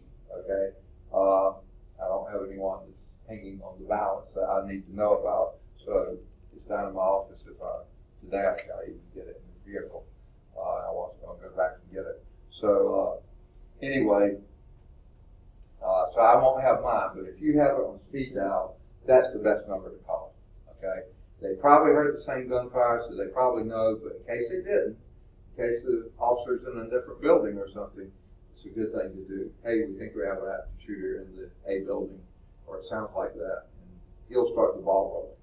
If you don't have that number on speed dial, 911. Okay? Now, you're absolutely right. The next thing to do is lock the door. Now, this door, obviously, no keyhole anywhere here. If you open it up and feel on the edge here, there's no buttons you can push. So I have to physically go outside, lock the door from the outside, and then come back in. I don't want Mark pulling the door on me. Okay. So come back in. Now the door is locked from the outside, but we can't get out. Okay? Now, by the way, whoever made the phone call, whichever to campus police or 911, as soon as that's made, everybody turns off their cell phone, right? Or put it on silent. I don't think even buzzing would be good. Vibrate may be all right, but you don't want that going off when the guy's walking by with his weapon. Okay, you may have checked the door, the lights are off, or we turn off the lights too. Doesn't look like anyone's in here because we're all out of sight, and so he goes on to the next room. Unless he hears the phone ring, that, oh, there's somebody in there, and comes back and shoots the door down. Okay, we don't want that to happen, so turn the phones off. But here's the problem, folks. There's another entrance into the room, right here. Okay, now, this opens to that next classroom, and that next classroom, the door to the hallway, I don't have a key to that, so I cannot lock that door. Now, Dr. Bryant was just in here. In a few minutes, he'll be starting on the 2:30 before he starts the class. But if they were to start, we're not going to lock this door, even though it has buttons right here. But if I lock that button, it locks from the inside, but you can get in from the outside. Not a good thing to happen. Because he can get in, we can't get out. Okay? So do not lock this door. This door has a deadbolt, but I don't have a key that works in the deadbolt. So we can't lock that door. However, this door, as I said, good idea to close the door, to close that hallway door, turn off the light. If there is a class in there, we'll get them in here with us. And then we're going to lock that second door there, the door that leads to the classroom. It locks from the outside. We can still get out. It unlocks from the inside. So we'll lock this door. But we'll close this door. The reason why is glass on that door. Okay? So we want to close this door so you can't see in and see if anyone's in here. Then we're going to close knows this door too, so if he gets that far, he still thinks there's no one in here, maybe turn around and leave. Okay? But where do we go? Go right back here. Okay? All of us get back here so we're out of sight of the window. We're out of sight of this window if he happens to get in here. And we get huddled together, very quiet, very little talking, whisper is the most. No cell phones going off. Okay? No talking on the cell phone after we made those initial calls. And we just hang tight. Now, if by chance he makes it into the room, either shooting his way in this door, coming through that way, shooting out the glass, reaching in, unlocking the door, whatever, he does make his way in, you don't be a hero. Okay? I'm not saying I'd be a hero, but look, my life is back here, yours is ahead of you. So let me confront. If there is any confrontation to be made, let it be me. Okay? Y'all protect each other. I'll try to protect you. I was in the military, so I am somewhat familiar with weapons and stuff, so I'll do what I can. Hopefully it won't get there. Hopefully it will never happen. But don't be a hero. Okay, so there's active shooter. And we stay quiet. We stay here until we know the person coming through the door is a lost and stay person, and all's clear. Okay. Third type of emergency, safety issue. Fire. Yes, something within the building, say a fire. Now let's take worst case scenario. The fire starts in this room. Let's just say my computer, the battery overheats, it blows up, sets those papers on fire. What do we do?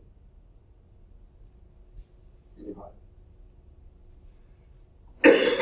911. Okay, certainly somebody. Better number would be the campus police if it's on speed dial, but if you don't have that, 911. Absolutely. So that's warning everybody getting help here.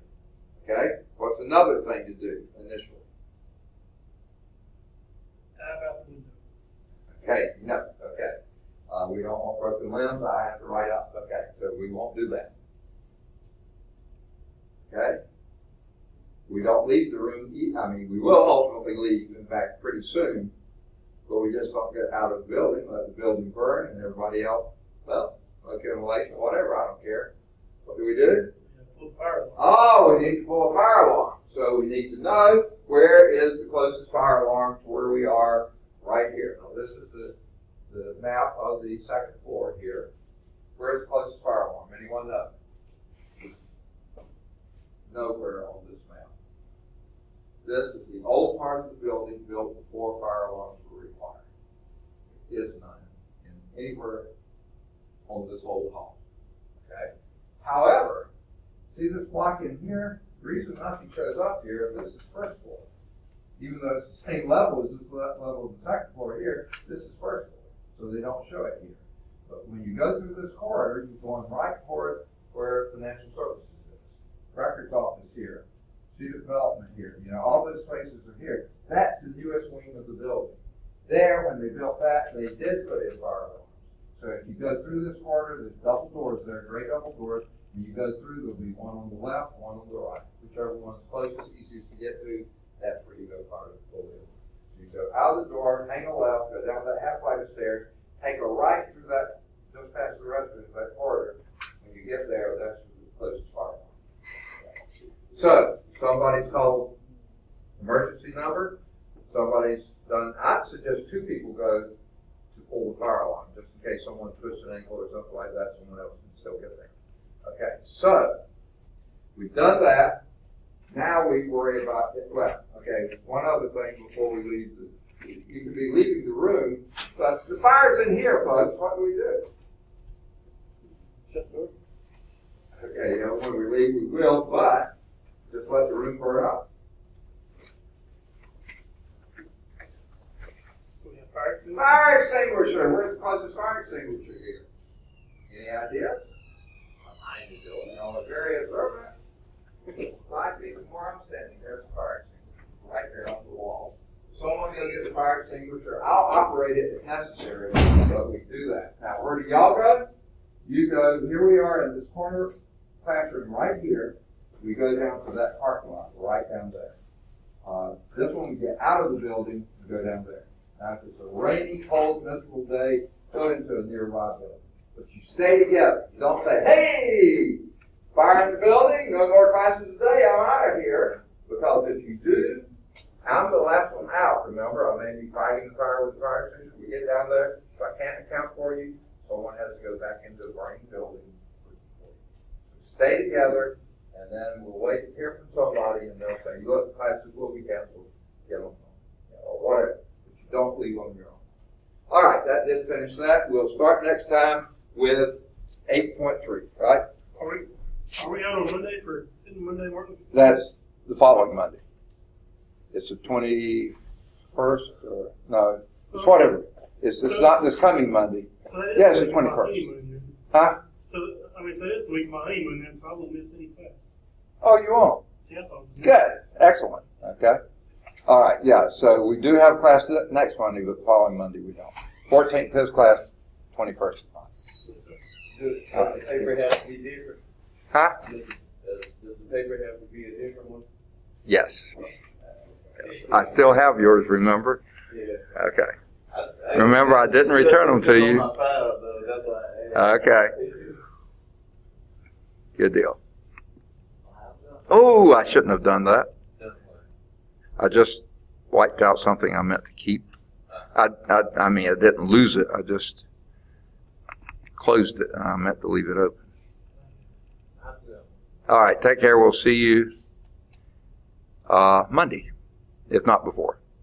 I'll come back here tomorrow. Yeah, well, I won't be here tomorrow. I meant to tell people this. My wife's having outpatient surgery tomorrow, and you're required to have somebody in the waiting room at all times. So I've got to be in the waiting room. No, but you will, if you're on Pell Grant, you will need to be here, so someone will be here to take roll, and I'll put everything you need, hopefully, on Blackboard. You got that Denver equation class right now, though. Yeah, it's coming up at 2:30. Yeah. So sorry I went over today. I gotta go check with my physics. What's that? You have a conflict with physics? I got physics too, bro. Yeah. Okay, well, I record everything, so I would definitely go to physics, unless they're not meeting physics, and then... Oh, man. I hate physics. Word problem. What's that? Word problem. What about it? Yeah, lovely things. What you think real life is? It's a word problem. Is Catherine's on the roll? Is she coming this term? I know she graduated already. Yeah, she was at work. Oh, I see. But she is going to be coming? Yeah. Okay.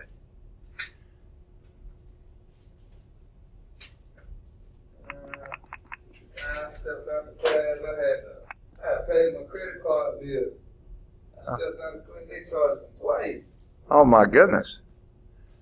I was sitting there having a debate with the representatives, man. Was that from, did the college charge you twice, or? Nah, it's just my credit card. Oh, I see. I was trying to make a payment. Uh-huh. Man, that pissed me off. I had some money in play with. Yeah.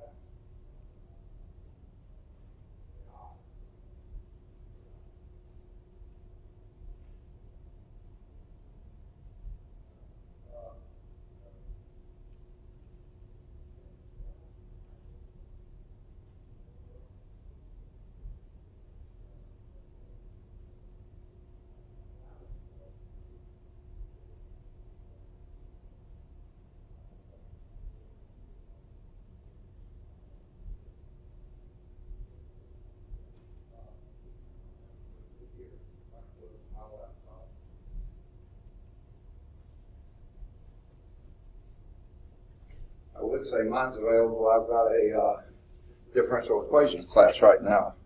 And then I go to Birmingham East Campus for that. Yeah, let me.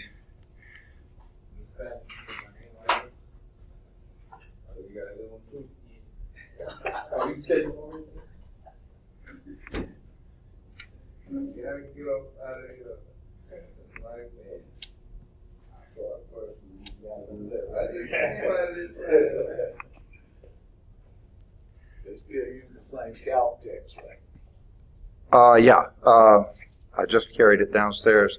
It's the Larson and Edwards, Yeah. 11th edition. Yeah. Let me. We don't still don't have that other copy, right? Oh, we only have one. Okay, I'll bring mine back up. Hold on. Let me check. Okay. I think it's. One. Yeah. Last time, if I'm not mistaken. Yeah. Lawson and Edwards. Yeah. I got one. 11th edition. Yeah. Okay. I don't know what it is, but I just looked at the office. So. What's that? Well, give the name. Wait, yeah, I know your name. Oh, you're doing it for the research paper. I think he's doing that. He's going to get dog early, right? Oh, our classmates over there. Yeah, good stuff. Oh, y'all don't want no part of it. No advanced learning. Differential equation. I'll come in next week.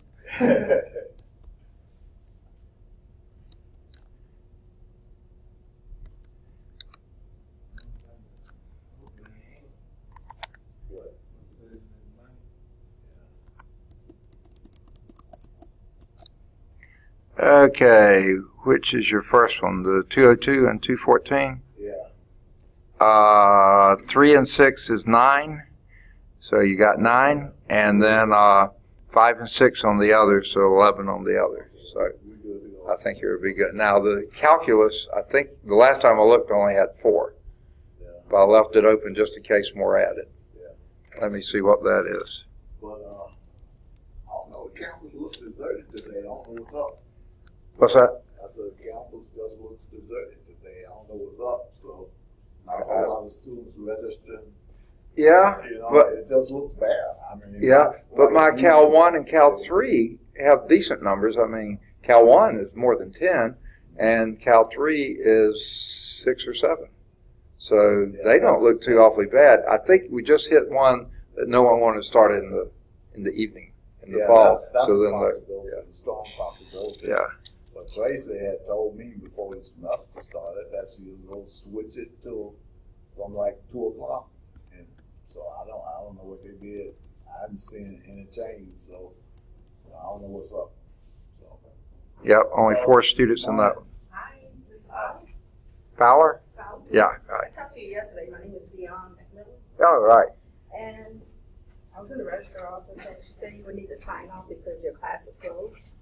You said you will open it up. Oh, which is this, pre-calculus algebra? Yes. Okay. Just sign here. She didn't say. I guess. Okay. I don't see You- anywhere else. That is the number for my class? Mm-hmm. Yeah, the Tuesdays and Thursdays. Yeah.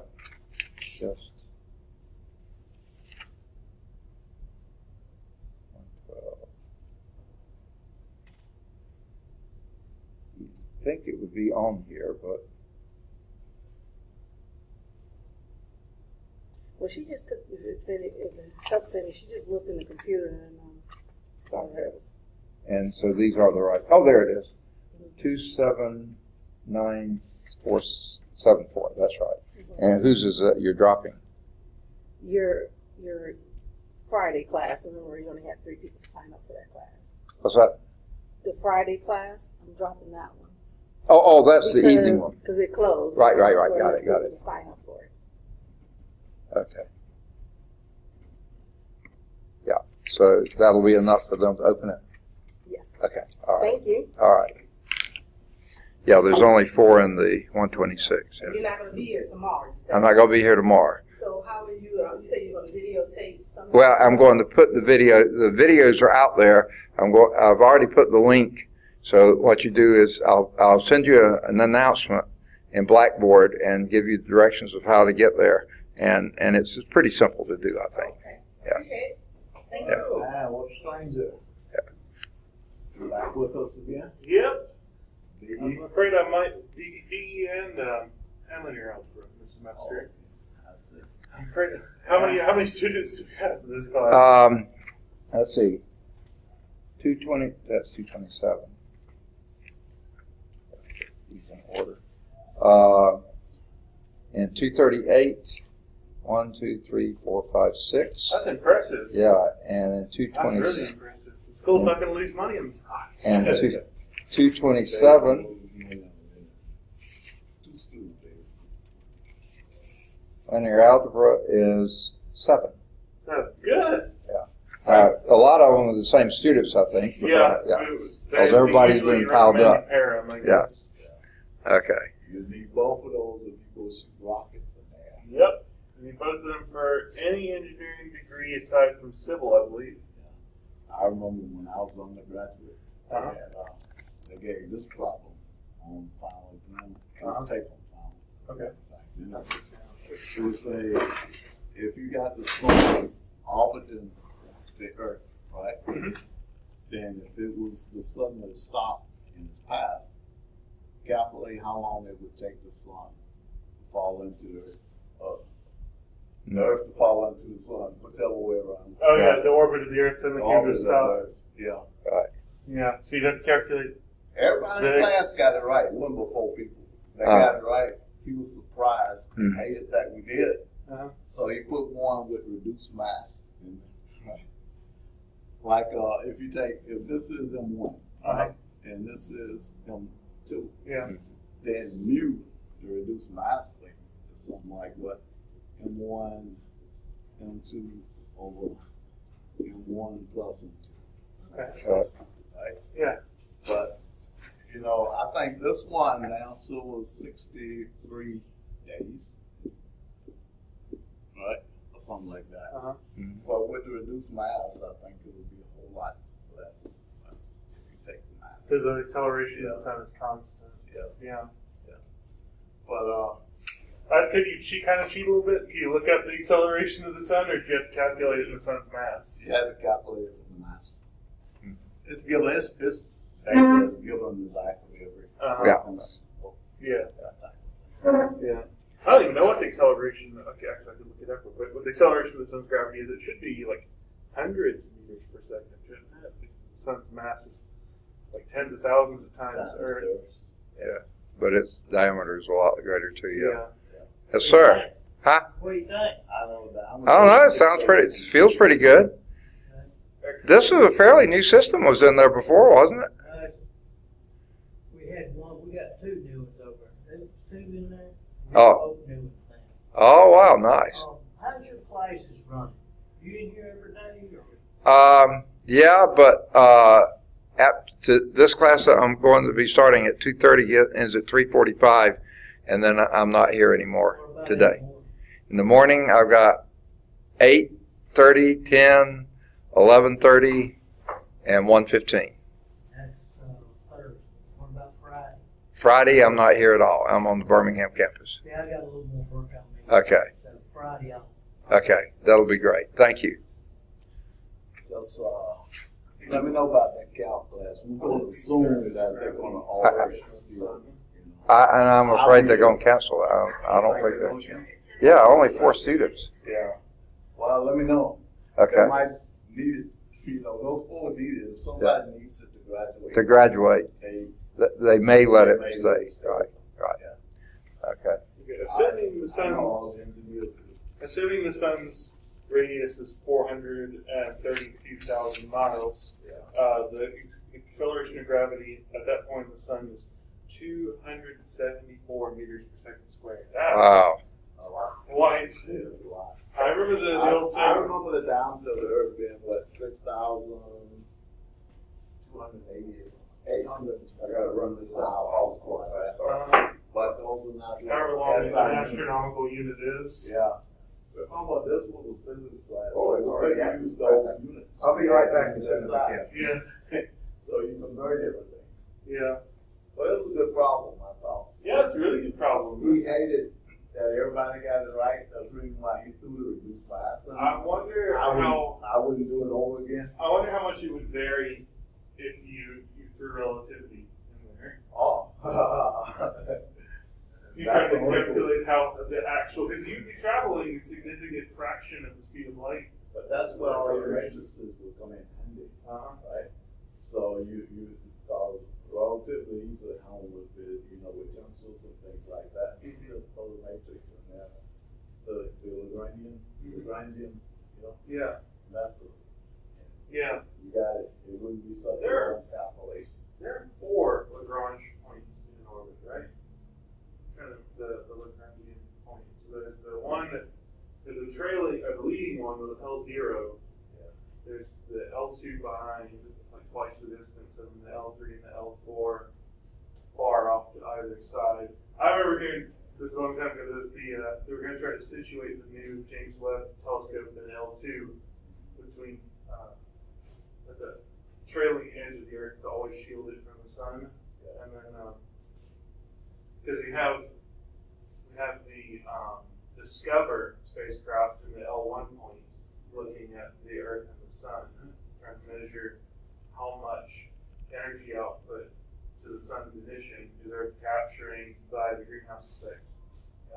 At first, it was only supposed to look at how much Earth's capturing through greenhouse effect. It had no intention to look at the sun, but eventually they were like, well, how are we supposed to measure how much greenhouse effect is working if we aren't measuring the output of the sun because it perfectly fluctuates? Oh, that's going to be nullified if you're not TCAP anyway. Have you heard what they're going to be on this sun? Oh yeah, try to put it like a reflection system. Yeah. Oh, I got a class for you ignorance. That's what works. All right. Well, I got to make money and pay bills, man. I just came from work. I'll be a new. All right. There's what's the name?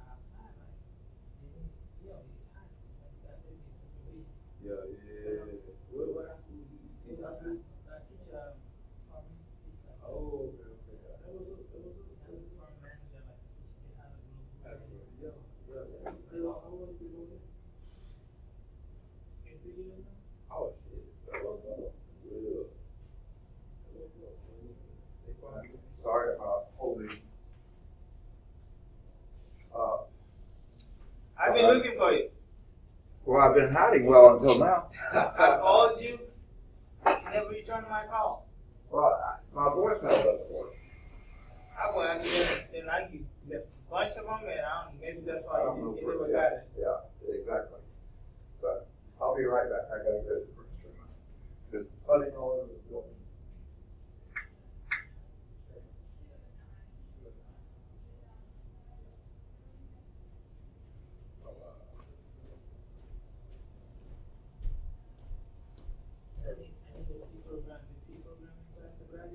Yeah. That's what was my Getting Mr. Kelly's C class? Yeah, C program, yeah. Yeah. But then I offer you this semester. Huh? Then I offer you this semester. No, Mr. Kelly's schedule's full. I barely got his sequel class. They got him too bogged down with the beginner classes from, I think, the people that came over from Virginia College. Yeah. He's not already offering any of the advanced classes right now. That's not fair. I know. That was my position getting into this class. Is that I needed this class 2 semesters ago, but had so many new students, they had to teach beginners classes first because they couldn't squeeze this one in. This is crazy. I've been trying forever to get into this class and linear algebra so I could get my engineering degree.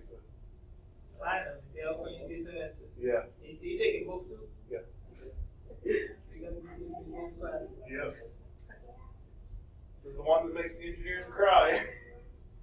I heard about it, but And I attempted to take a class before this one at UAH in Huntsville. Yeah. I prefer Dr. Fowler 100 times over any of the professors at university. He's so much better. And he actually cares whether or not you make it through the class.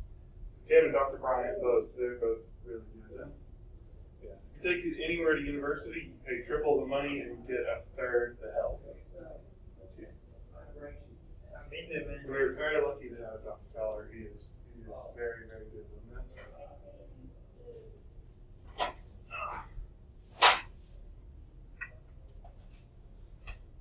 And it's the only one that can teach this class. So. I think Mr. Bryant knows again. I think, yeah, Mr. Bryant's more focused on his physics stuff right now. It's difficult for him to go back and forth between both of them. Yeah, but I think not this. He did do a DE. Yeah. DE semester once.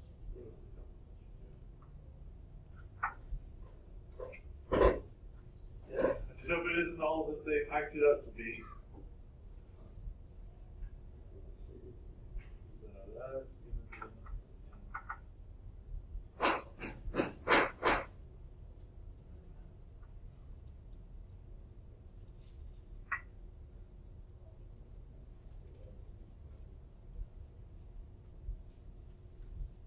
They're worried about trying to get the AC fixed right now. Next. Yo, it's all I did when I was there. It was all I did. I don't know if they do that. You don't know.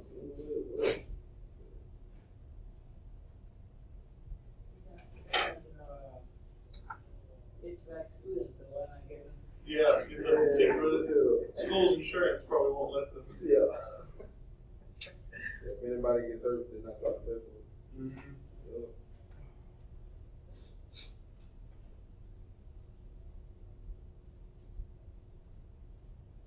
Yeah, I bet you. Did you get covered on that though? Because Anyone, the way I understood it, the way anyone who is doing their job on the campus or is a student in their class on the campus, if they get injured, they're covered by the school's insurance. I think that's the way that Mr. Kelly described it. And for that reason, they can't have anybody not do what they're supposed to be here for. Because if they get injured doing a job they're not supposed to be here for, then it doesn't cover. Excuse me, I'm gonna raise some of y'all markers, man. He does. I don't think Fowler's gonna ever use it anyway. I'll leave one. make sure he works too. All right. How you doing? How you doing?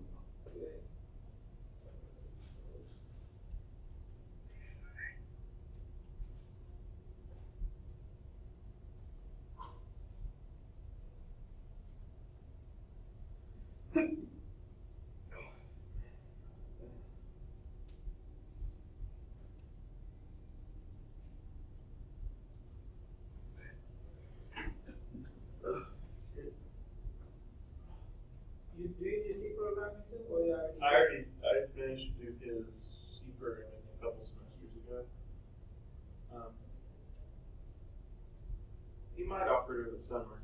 Yeah, he told me about that. So I'm gonna see. I know he need it. I need it. So I'm gonna find more students that need it. Yeah. So maybe we can, I need Visual Basic. If you want to take that one. He was teaching that last semester. No, he wasn't the one teaching, but what's his name? There was another. There was opening last semester. Do you know about it? No. There was opening last semester. I know that it was offered. The one I was in canceled before the semester began. He said he was going to try to put one together the second mini term, but I did not get. I was not able to register for the classes the second mini term. I just had to stick with what I had.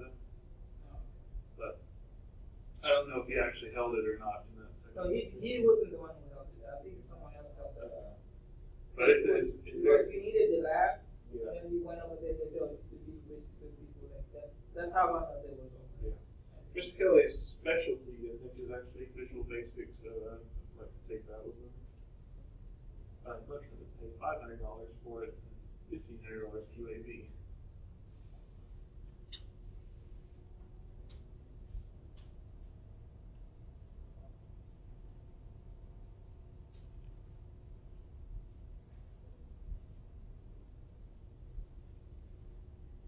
Especially when he's probably better than most of the code teachers they have up there. I don't doubt that. I'm for sure of that. He's very good. Really good. And unlike most of the people who teach computer programming, he didn't wait until he was too old to be able to do any of it to actually start teaching it. I took one computer science class at Huntsville.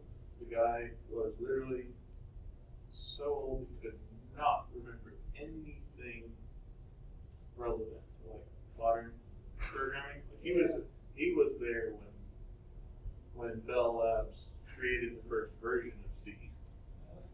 Java and language.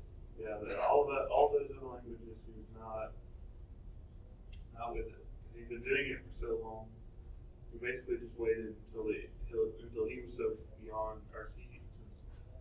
He was so far back that he couldn't learn any more things. Well, Mr. Kelly's still up to date. yes, this Kelly is very good. He got bored of doing it and decided to do it here. And now I like Mr. Kelly because he's not just like he don't teach you like word by word from the book. He teach you a way you can understand it. He's actually really passionate about doing it too. Yeah, he really yeah. Like you sit there and talk computer hardware with him all day. I might pop by at the end of this class just to hear his thoughts because AMD just had their keynote on their latest processors today. Me and him both have the AMD Ryzen chips. And they just had a demo where they're on par with Intel's very fast. I'm so sorry. I should never go into the hallway the first week of class. I got stuck with Everyone wanting everything. Well, a teacher from the Birmingham campus was looking for her art class, and she was told it was in 209. I said, 209 is a tutorial lab. It couldn't possibly be in there. She said, I don't know. That's what they told me. So, of course, 209 is about as far as you can go in the building, still be in the building, and went down there. Sure enough, that's where it was. And then on the way back, I ran into an instructor and his wife. His wife was supposed to be in an English class that got canceled, and it got moved to a different class, so she was looking for the instructor, but he's usually on the Birmingham campus, but they were going to the wrong room. I said, it can't possibly be this room, you know. And so we found out it wasn't another room, so I showed them where that was. But I've never known an English class to be taught in there either, so it was like Wawa land. But sure enough, that's what was on the schedule. All right, sorry we're late getting started. I'll tell you part of the reason for that later. Justin was here earlier. He's in the other room. Yeah, and he's in the other room, so I'm going to count him as present, as coming today anyway. Daniel is not here yet. You go by Peyton or Klein? Peyton, okay.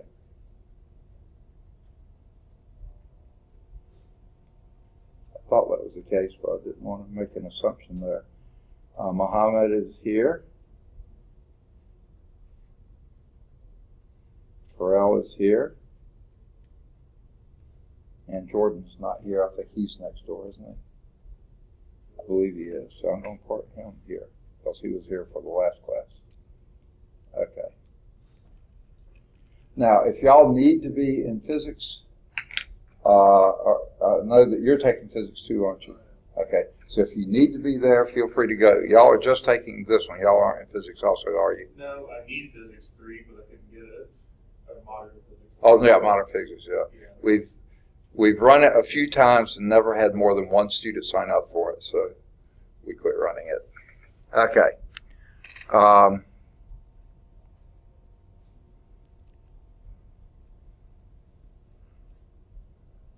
Would I just have to register for it in another community college just to do it or something like that? Pardon me?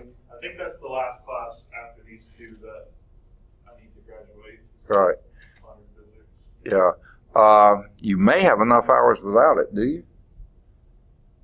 Is it hours based? I thought it was based on the classes.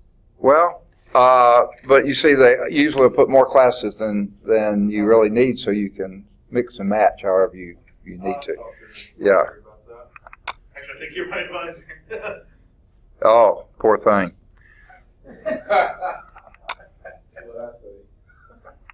I heard that. Okay, he loses again. Okay. I'm going to leave this here and move out of the sunlight for now. Sitting there roasting. Okay. All right. Sorry. Hey, better get called out this first day when we're not super busy with the lesson rather than What's that? later. Better you get called out by everyone when we're not super busy Right. with the lesson and everything. Right. Well, actually, if I hadn't been in the hall, I wouldn't have run into either one of them. But, I mean, that first gal was so lost because the number in this building is just nuts. And she had no idea where to go. So I had to walk her all the way around there to tell her I didn't think that her class really was meeting there. But sure enough, they were. They said, yeah, it's normally a math tutorial lab, but there's no lab in here now, so we're having art. Well, she has no sink, no projection, nothing. And it's a terrible room for an art class. You're gonna have to be real Dark creative walls. to deal with that. Huh? You've got to be real creative to deal with Yeah. that. So, but it had very few students, so maybe they can work it. All right. I have, let's see, I know we've met before, but you've not actually been in one of my classes, have you? I have. Oh, you have. Okay. Your calculus 2. Okay. All right. Was I using Screencast-O-Matic then, or was I using Integrity? I don't remember. Okay. It was in the summer a couple of years ago. Yeah, they work almost the same. On the user side, your side, Screencast-O-Matic is a lot more awkward. But if you don't know Integrity, then you think it's okay. So if you are familiar with Integrity, you'll see this is really awkward.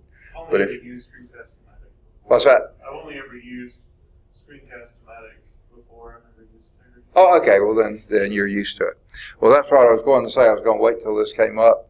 I don't think you need it because the sun's coming in to the right, but I usually do turn on the lights over there.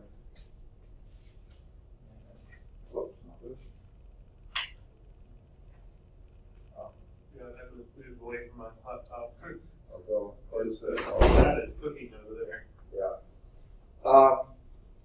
But I do record all the classes, and you're probably familiar with this, using Screencast-O-Matic, and that's what I'm opening now. Where do you publish them at? YouTube. Yeah. And I'll explain that in a minute, too. Recorder is record. Oh, what that means is I forgot to turn off